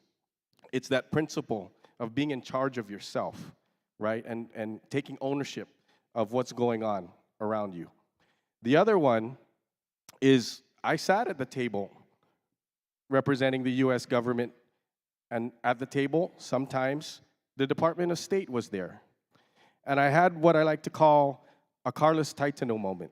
So if you remember, I remember watching an interview with Carlos Taitano where he talked about when he went away into the military, became an officer, and saw how things were, happening in other parts of the world, and he just remembered back home, how come my people aren't treated with that same kind of dignity and respect? And so I had a Carlos Taitano moment in one time we were negotiating with the Afghans about where to build public works, where to do this, where to do that. And so here comes the Department of State with a big bag of money, offering, equipment, money, resources, technical assistance. But everything that was negotiated had to have the consent of the Afghan people, had to have the approval of the Afghan people. And here I am sitting at the table thinking, wow, what did these people ever do to deserve this? The Chamorro people have given up blood, sweat, tears, land, health, and we don't get the same kind of respect. We don't even get to sit at the table. So having sovereignty will give you that respect, will get you that respect, will get you that seat at the table. Thank you. How about you, Polly? How do you see statehood connecting us to ongoing discussions related to peace and genuine security? I'm not going to pretend to know all the answers, right? So when you're talking about treaties, I had to look at my cheat sheet here. It would not be able to enter into treaties with other countries, right? Obviously, because they're going to be having these relationships as a union, right? But this book right here, Giha Mona at a Glance, has really helped me to better understand all three political statuses, right? And they compare it. If you want to know about the treaties or natural resources, they simply put them side by side by side, and they'll help you better understand. And I think especially for the younger generation, you're going to be able to compare every single issue better and compare all three at once. But internationally, I mean, real quick, the people that have done the study and understand the process have already said that Guam as a state cannot enter into any kinds of treaties with other countries. All right, LT, we're going to come back to you and talk about the transitionary period again. In accordance with international law, the United States is obligated to prepare Guam for self-governance no matter the status. What immediate steps do you believe can be taken for the U.S. to fulfill this obligation, and what long-term steps do you see that can be taken? Well, I don't think that the U.S. has a drive or even has made a decision that they have to meet up to that obligation, right? The reality is that they were part of the body that created this process, but they can't reconcile within their national identity how they could have colonies, which they do because they were founded on not having colonies, right? I mean, this is the sort of the dichotomy of it all, right? The history as applied over years and years, and memory too, memory loss. It's a particular trouble. So when we go to the UN, for example, and I've been with Mel, and we're talking to the U.S. mission, and they ask me, well, what do you hope to get out of this? And I tell them, well, I hope to raise the tension to the highest levels of the government because, quite frankly, there isn't a desire or even understanding why they should pay attention to this, right? The status quo, and I think when Interior was asking Mel, why isn't the status quo part of it? Because in their view, that's the simplest thing to do is to have the status quo, right? It doesn't compel them to figure out how exactly can they reconcile themselves and their lives knowing that they have these 5 colonies out there that they're not supposed to have, right? That's the reality. They don't know how to reconcile this. And the government, the country has gotten so big, and even among the 50 states, you hear about it. People in Mississippi don't care what's happening in Delaware, much less Guam, right? And if we look at the examples of statehood efforts in the District of Columbia and Puerto Rico, there's hostility towards that from certain parts of the country because they don't believe that these 2 areas should be part of this national identity, this idea of the 50 states in the United States. I just wanted to kind of go back to the international organizations piece because even when, Jabin, when you were talking about how can Guam, because it's not like the political border is going to shield us from sea level rise or climate change, right? Just because we are property of the U.S. doesn't mean that we're not going to experience anything that's happening in other parts of the Pacific. It's just ridiculous to think that.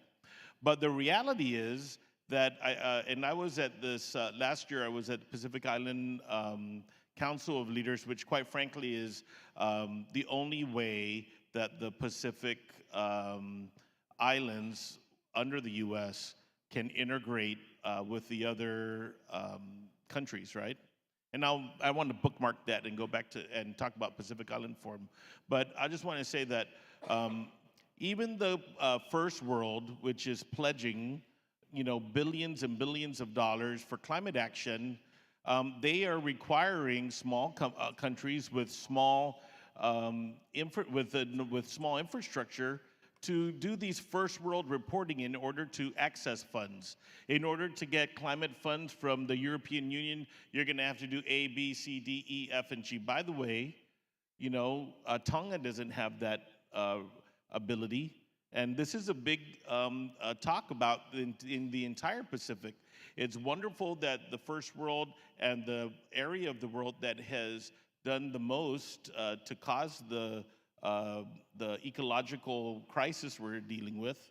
It's great for them to pledge the money, but the reality is that the small countries can't have access to it because they don't have systems that meet their requirements. It's kind of like Department of Interior, and you saw the GAO report just kind of bashed the freely associated states for accountability for certain things. Sometimes that there's systems that are not as wide or as vast in order to meet these reporting requirements, which can be burdensome.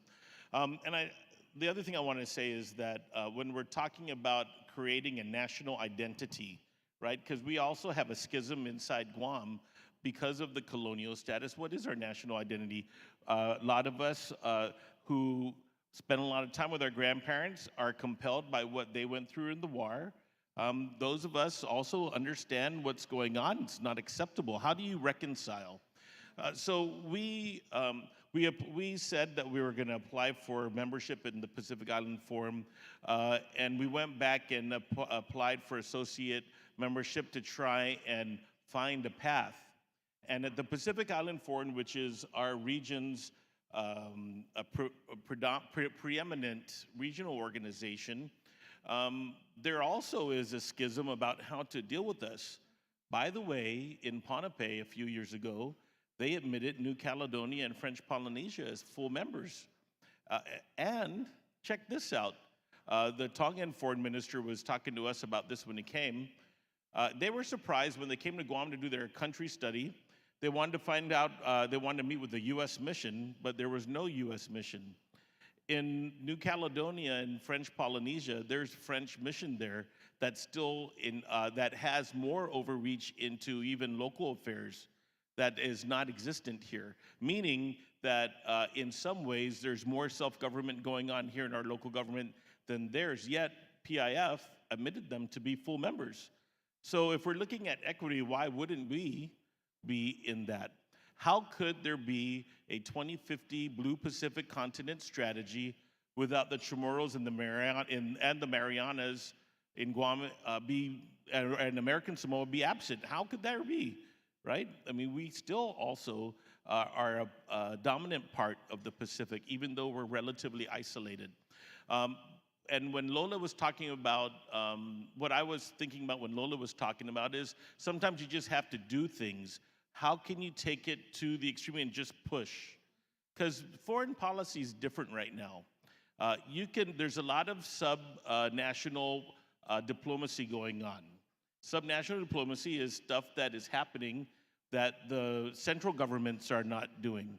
As an example, when President Trump pulled the United States out of the climate accords, there is a coalition of 26 states that decided, well, you know what? Even he pulled us out, we're going to have an alliance, and we are going to follow the climate accords. It's where California is doing a lot of things in the forefront, molding their policy. And even the U.S. Supreme Court recognizes this. So you can opt in things. If it's economic trade and it's allowed, hey, go for it. If, for example, I think it was in Connecticut, they went and passed a law. They're concerned about problems in Myanmar. They want to prohibit anybody from the state from doing business in Myanmar. Well, you can't do that. But because there's so much but if your government has a stake in it, you have a little room to move, right? And I think when you understand how to take it to the limit, or try and empower yourself to do things to keep moving, I think that's one thing that we can do. And I think when you're talking about sovereignty, you're also talking about empowering yourself.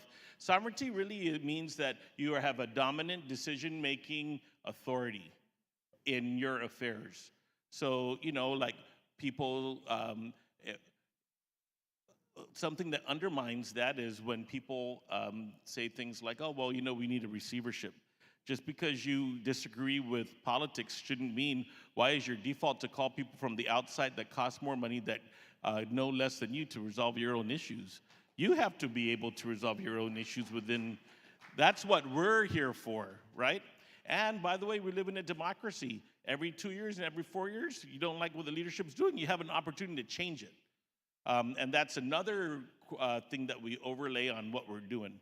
But I think that when we're trying to push forward, we have to push against this idea that we're isolated.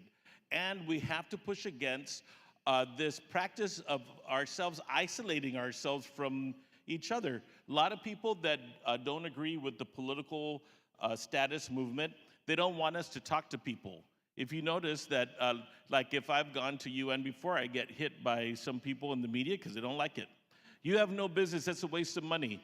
All of those are efforts to further isolate people from having these conversations abroad and undermine our efforts to refine our entity. And just the last thing I want to say is, I've been working with Melvin and Ken Cooper on a couple things. We also have to resolve our own schisms. We need to know what's going on. Sometimes, I'll give you an example. UOG right now goes to SPREP. Agriculture goes to Western Fisheries Commission.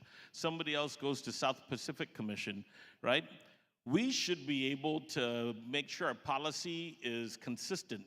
If we're going to be going out there and agreeing to matters on fishing, like even tuna fishing and those permits, then what we're doing on our environmental side should be consistent. And I think that when Lola was talking about our government should do more, what we can do more and what we are starting to do is, we need to align.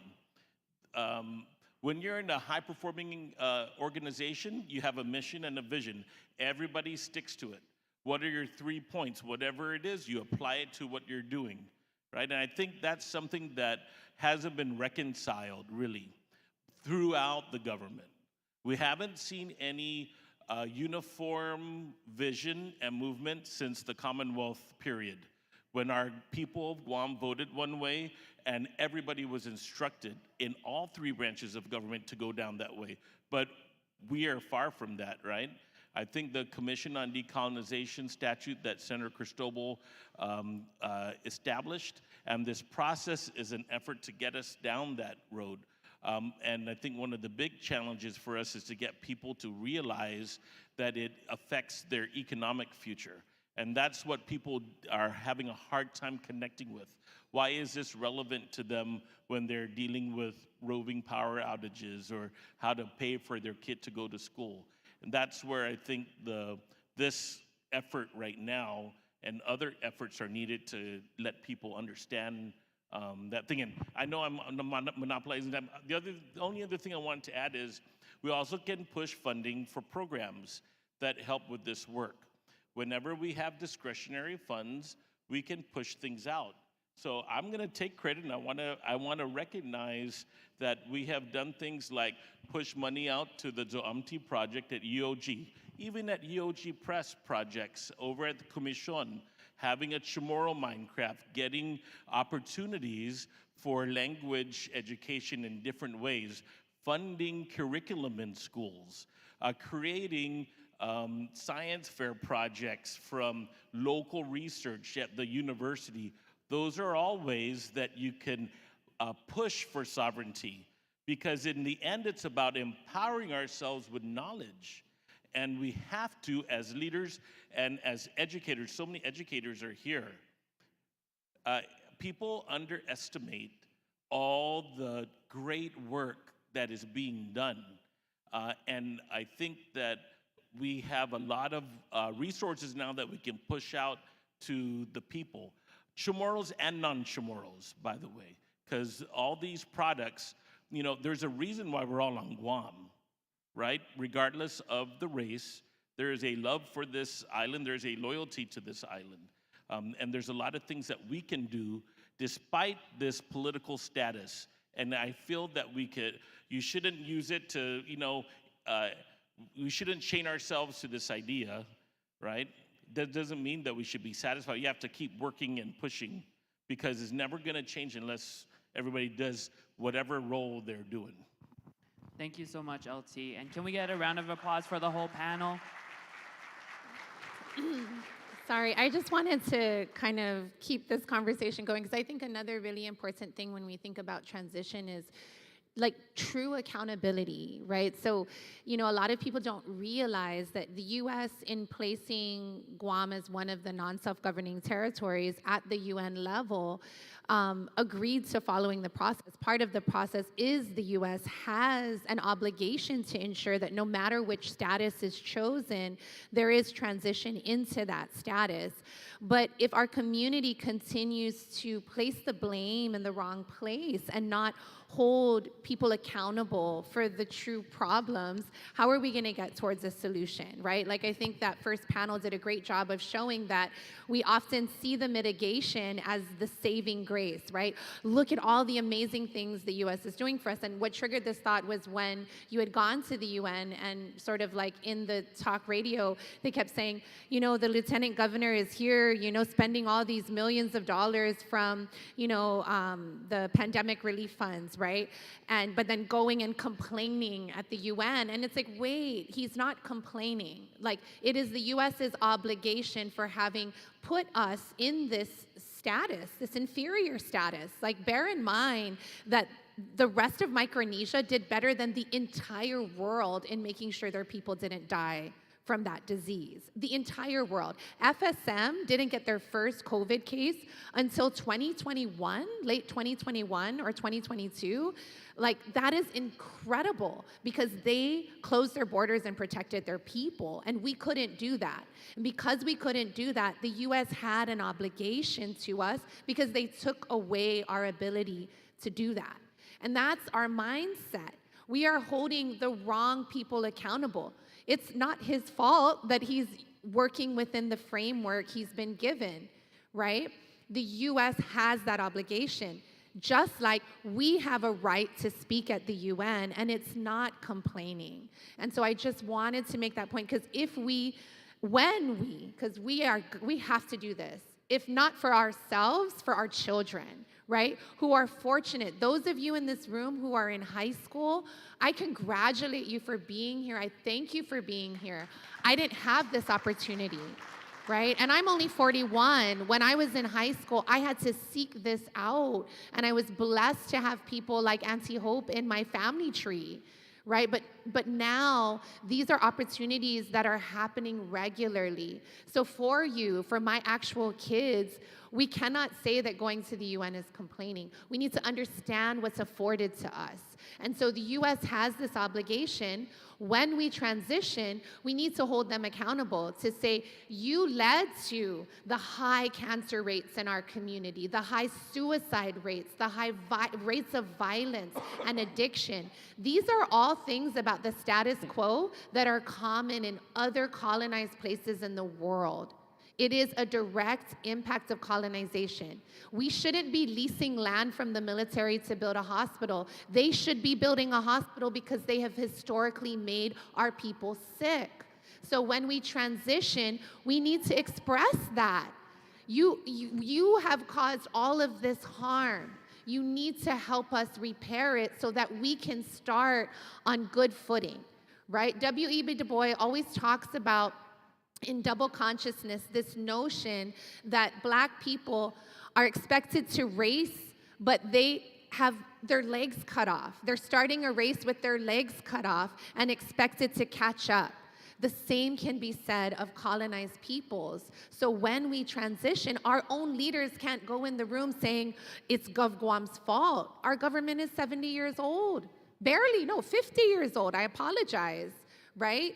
So there's a historical trajectory that led us to where we are, and we need to hold the right people accountable. Thank you so much. And thank you to the panelists again. We're really happy to have you all provide your perspectives, and we're really excited to get into the Q&A that you all provided so that we can further this discussion. So I believe that they've collected some questions, and yeah, we're ready to take questions from the audience.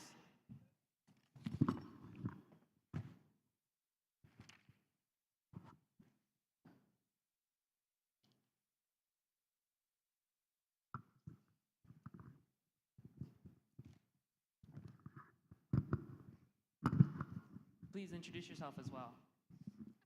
Hi, my name is Nehemiah. In your advocacy for your respective status, what are some common misconceptions that you can debunk for our community? Can I just take this real quick? Because I think some people, I definitely didn't understand what integration into the union meant. I thought, oh, we're going to be the 51st state, or we'll be after Puerto Rico, so we'll be the 52nd state. But even according to the study, Giha Mona on part 2, page 11 and 12, the United States can satisfy international law requirements of integration by accepting Guam as a standalone state or by integrating Guam with an existing state of the Union. This means that the United States, via the proper constitutional procedures, could integrate Guam as a separate state of the Union, or it could integrate Guam via the proper procedural mechanisms as a district of another state, such as Hawaii. Both would satisfy international law's requirement of full integration. And so it's important for you to know exactly what you're voting for. We may not have a lieutenant governor or a governor of Guam, but a mayor of Guam. Thank you. Peter, did you have any misconceptions with free association that you'd like to debunk? Well, just on the issue in general, I hear a lot of people saying, well, we can't transition to something else because we don't have a military, or we don't print our own money, or, you know, those are not what is required to become either a state with free association or independence. So there's 4 basic things that you are recognized as a independent country, right? It's a population, it's a territory, it's a government that provides services, and it's recognition and liaising with other countries. Those are it. That's all. You don't need to have a military. You don't need to print your own money. I mean, look at all the countries around us. A lot of them don't have a military. They have security agreements with larger countries, and they use U.S. money. So those are some of the most basic misconceptions, and that's what we need to do, is we need to educate ourselves, understand, you know, the real issues, and we need to believe in ourselves. When I graduated from high school, the best advice was given to me by my mom's brother. He said, okay, this is your first milestone. Never be content. And I didn't understand what that meant. I said, explain to me. He said, never be content. Always reach for higher. Always reach for higher. And so I just kept reaching for higher and reaching for higher. And that's what we need to do as a people. We cannot stay content. We've been content for the last 30 years. We've been stagnant. We need to not be content. We need to reach for higher. Thank you. Lola, any misconceptions about independence? Oh, too many to mention. But some of the biggest ones, I think the most common immediate knee-jerk question is always, oh, you want us to go back to living in grass skirts and huts? First of all, we didn't really live in grass skirts. And huts aren't that bad, right? But truly, independence isn't a notion of going backwards. I think we do want to look back and learn the beautiful lessons of how our ancestors lived, because they truly did survive and knew how to survive off this land better than anyone.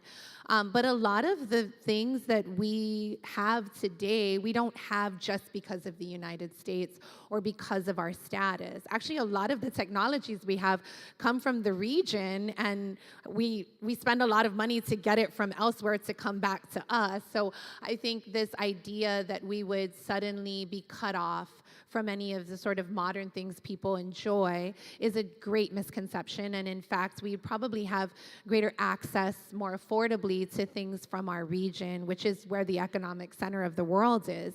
The other misconception is that we're so corrupt. We're too corrupt. We can't do it, right? Look at the government of Guam. Look at the corruption. And again, what I said earlier is we only began electing our governor in 1970, right? And we're in a government that was created by someone else and imposed upon us. None of us selected the government. We didn't write the Organic Act. We didn't approve the Organic Act. We would be able to design a government that learns from what people are calling corruption, right? Learns from others and is more a true representation of who we are and who our community is and how we want to move forward. Another misconception of independence is that we would just kick the United States and everybody else out. Well, that's just not in our nature, right? We are not that kind of people.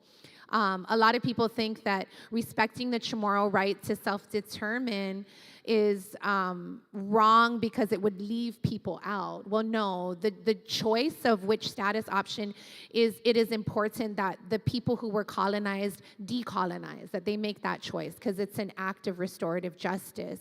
What happens next in the shaping of the government would involve our entire community, and it's an opportunity to shape something better. And I think that the answer to that misconception is that we need to do more to breed leadership, that we need to help people believe in ourselves better, because we do have good leaders and we do have potential for even greater leaders. But if we automatically assume that we just can't do it, we're not going to get anywhere. Thank you. Lieutenant Governor, did you have anything to add in this discussion? I was just wanted to talk about empowering ourselves to do things, and I think that every time that we limit ourselves, then we're doing ourselves a disservice, because there are many things that we can do and we should do, because number one thing, that if we're worried about our people, then we need to do our job to address the 30-year methamphetamine addiction that this island has, right? We have to deal with poverty, to get people to end that cycle. We have to rescue kids who are in the school discipline system from getting into juvenile justice and getting into the prison, right? Those are all things that we need to do.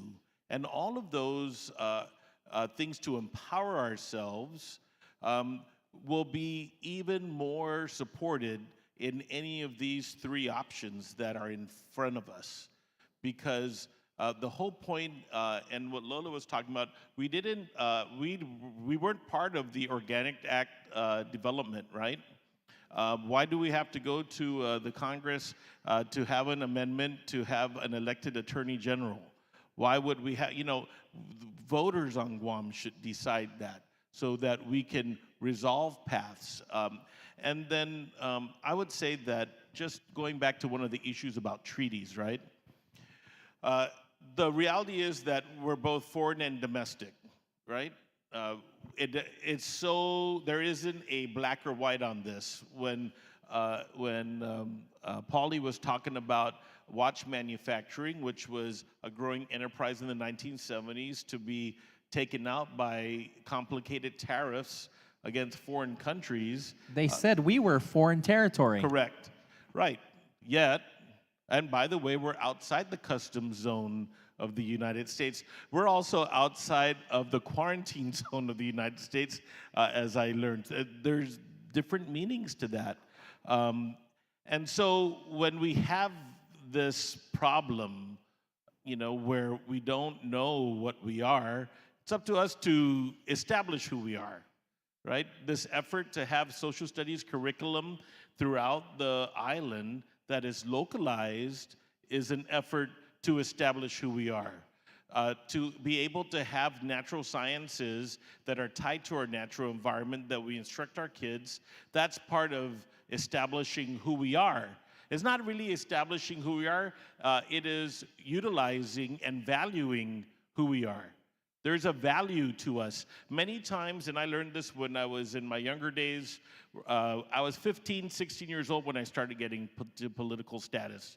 And I was 18 with Hope Cristobal and Robert Underwood and William Hernandez back there, knowing about these things. And at that time, right, we were just coming out of Hungin campaign.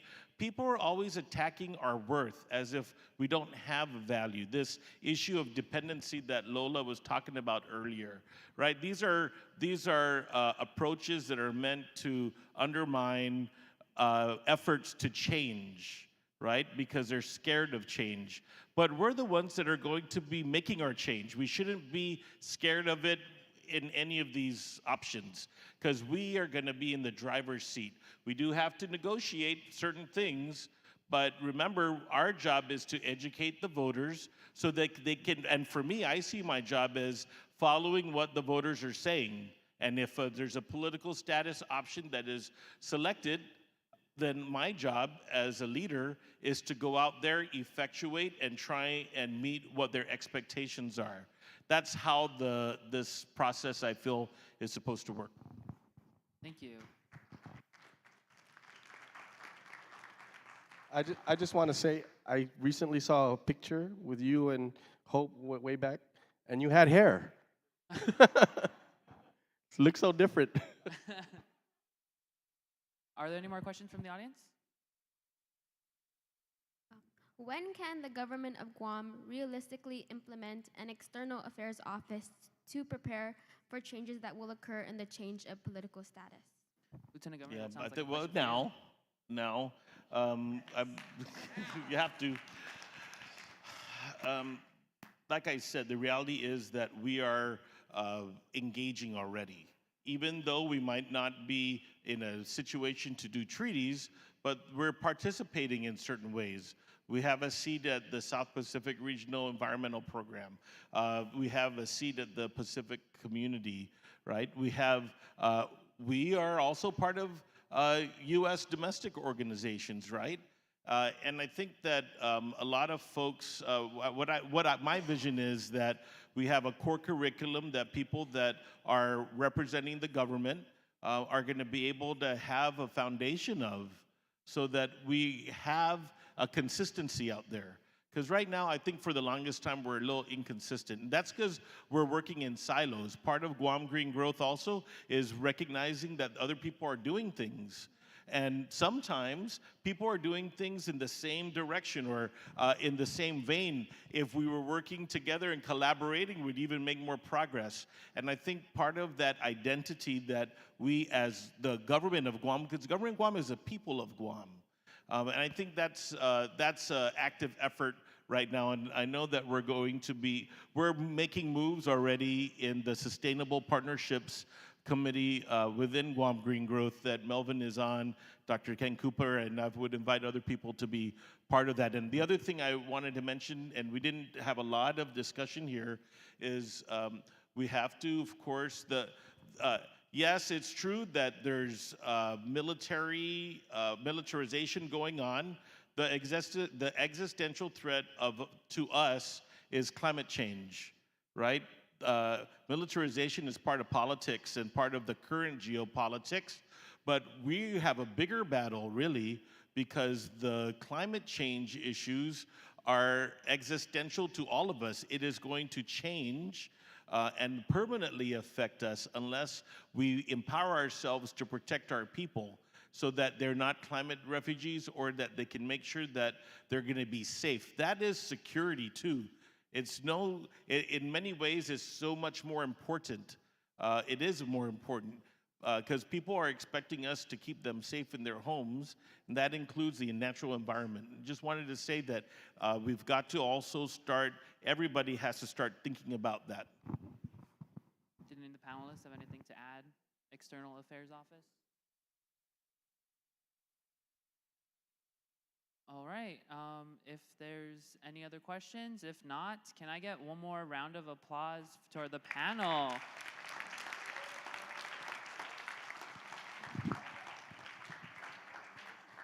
What a fantastic panel. Thank you, Lieutenant Governor. Thank you, Paulie, Lola, and Peter. We appreciate you being here. And of course, Javen, for offering our keynote and sticking around to facilitate this panel. What a great conversation.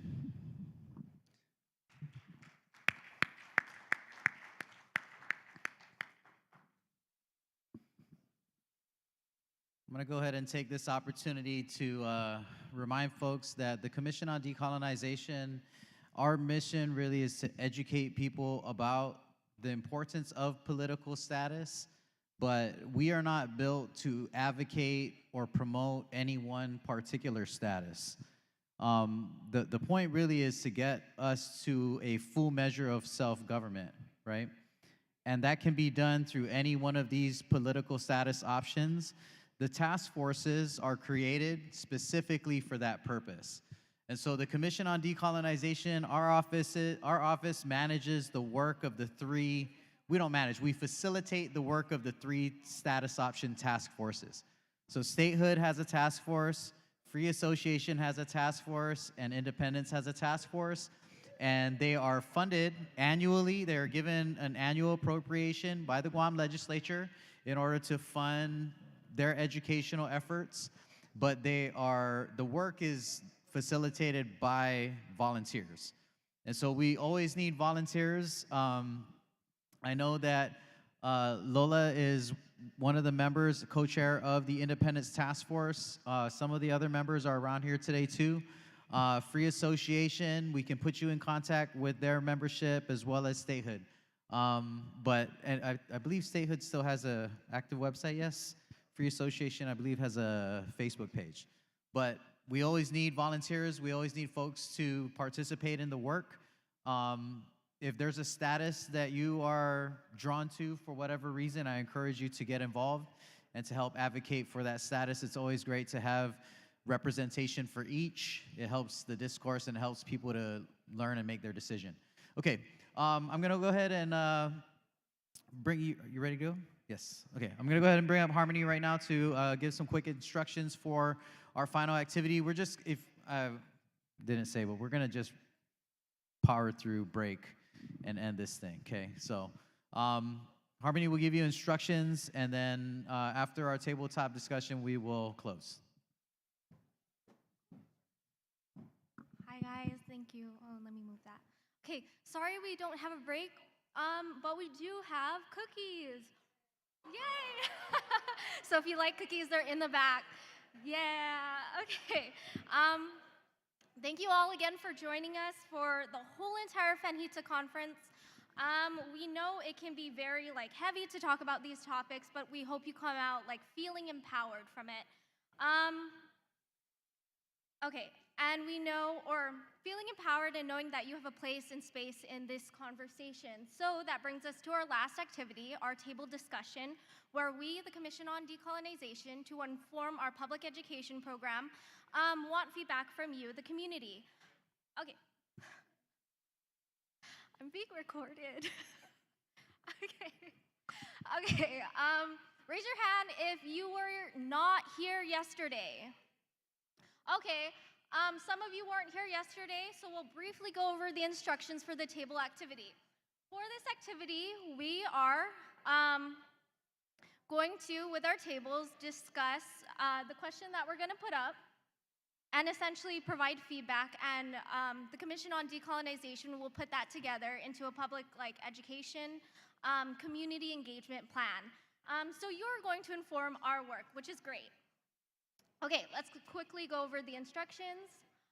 Number one, you'll get into table groups. So if you're not in a group now, please feel free to move around, join a group, get together with people. Two, assign someone to record your answers. So everyone should have gotten an activity sheet at their table. One person can record your group's answers. Number three, discuss the question that we're gonna give you. Can we change the slide, please? Sorry. I shouldn't. Brown apologize. Okay, so today's question for everyone. How can the Commission on Decolonization better connect everyday or personal experiences and concerns of the community to decolonization and self-determination? How can we do our best to meet people where they are? So you all met us here at a conference. We're trying to meet you where you're at. So please give us feedback. Tell us what we can do to better our outreach to you. Thank you. Enjoy the cookies. We'll be going around.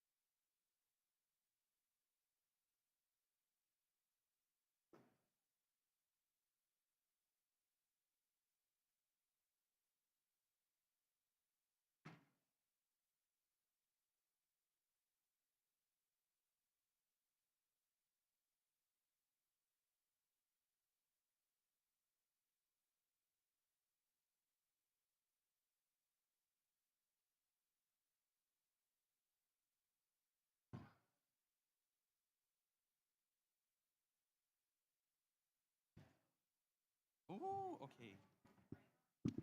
Oh my God, am I on the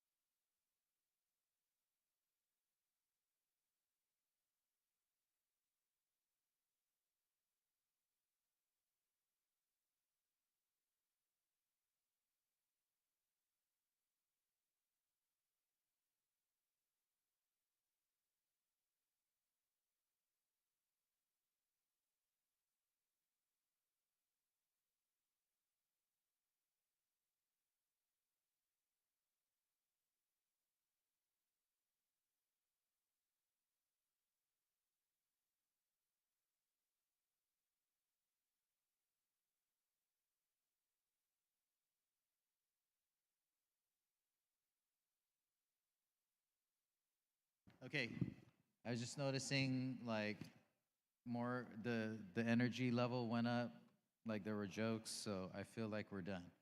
That's just my assumption. Plus two, these guys over here ran out of paper, so I know it was done. Okay, we're gonna go ahead and bring this to a close. Don't stress, we're not doing like a high pressure report back. We're gonna make you bring your chart paper up and go through all the bullet points. This is really just a way for us to engage and to solicit information. And so we do ask that if you have identified a scribe, if you can submit your feedback to one of our conference staff, we're gonna be compiling all of this, and this helps us to inform our plans for the coming year. So we appreciate all of you being here. I know we lost some folks towards the end, but if you will indulge me, I do need to make some thank yous. The Commission on Decolonization extends Undunkalu Nasuzu's Ma'asi to all those who made this third installment of our Fanhita Conference Series possible. To each of our panelists, facilitators, artists, keynote speakers, and breakout session hosts, we appreciate your time. To all of our teacher representatives, to the Guam Department of Education, especially to Deputy Superintendent Joe Sanchez and the staff at CNI, who has really been instrumental in helping us to get our curriculum piloted and to help make contact with school administrators and get students out. The COD's 2023 Summer Youth Employees, Hannah Flores and Gianna Limtiaco, who assisted in the planning of this conference. I gotta just make side note here. We thought we had our plan together. And then our interns were like, we want in. We want to plan this conference with you. And it was through those discussions that we built Fanhita Manhoban. It was really inspired by the teenagers that were working in our office. And so please don't feel like the feedback that you're providing to us is in vain. We really do take your feedback seriously, and we include it in our planning for the year. I'd also like to thank Cam Kitugwa, who is the Action Framework Coordinator at G3, as well as her the Associate Coordinator, Sarah Taitano, from the Guam Green Growth Group at the University of Guam. We'd like to thank the Political Science Student Association and their president, Juan Goffigan, and advisor Natasha Suba for assisting us with panel logistics and general Swiss Army knife action here at our conference. Thank you, PSSA, for being there for us. To the Guam State Clearinghouse, of course, coming through on short notice with volunteer support for our effort. To the Office of the Governor and the Lieutenant Governor of Guam.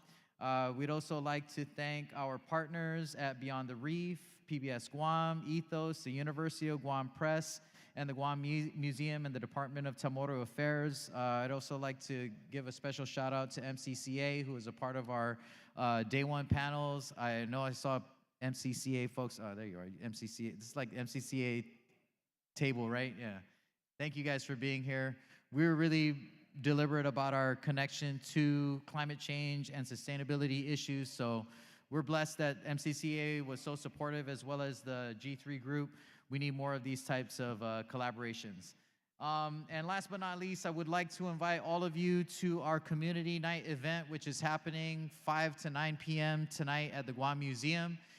We have a lot of fantastic artists that will be featured, as well as student artwork and student performances. And you can win tickets to see Anohea and Elimac live in concert next weekend, right? Yeah. Yeah.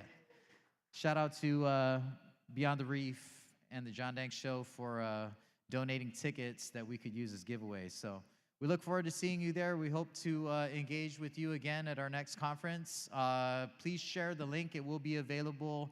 Day one and day two is already available. Today's will be available shortly. But please share it with your friends and your family and encourage them to get involved. Don't forget, if you have not picked up a tote bag and our conference materials or a t-shirt, they're right out here at the registration table. Thank you again for being here with us. Thank you for your time and your interest. We hope to see you again. And please don't forget to follow us on social media. Suzus Masi. Adios.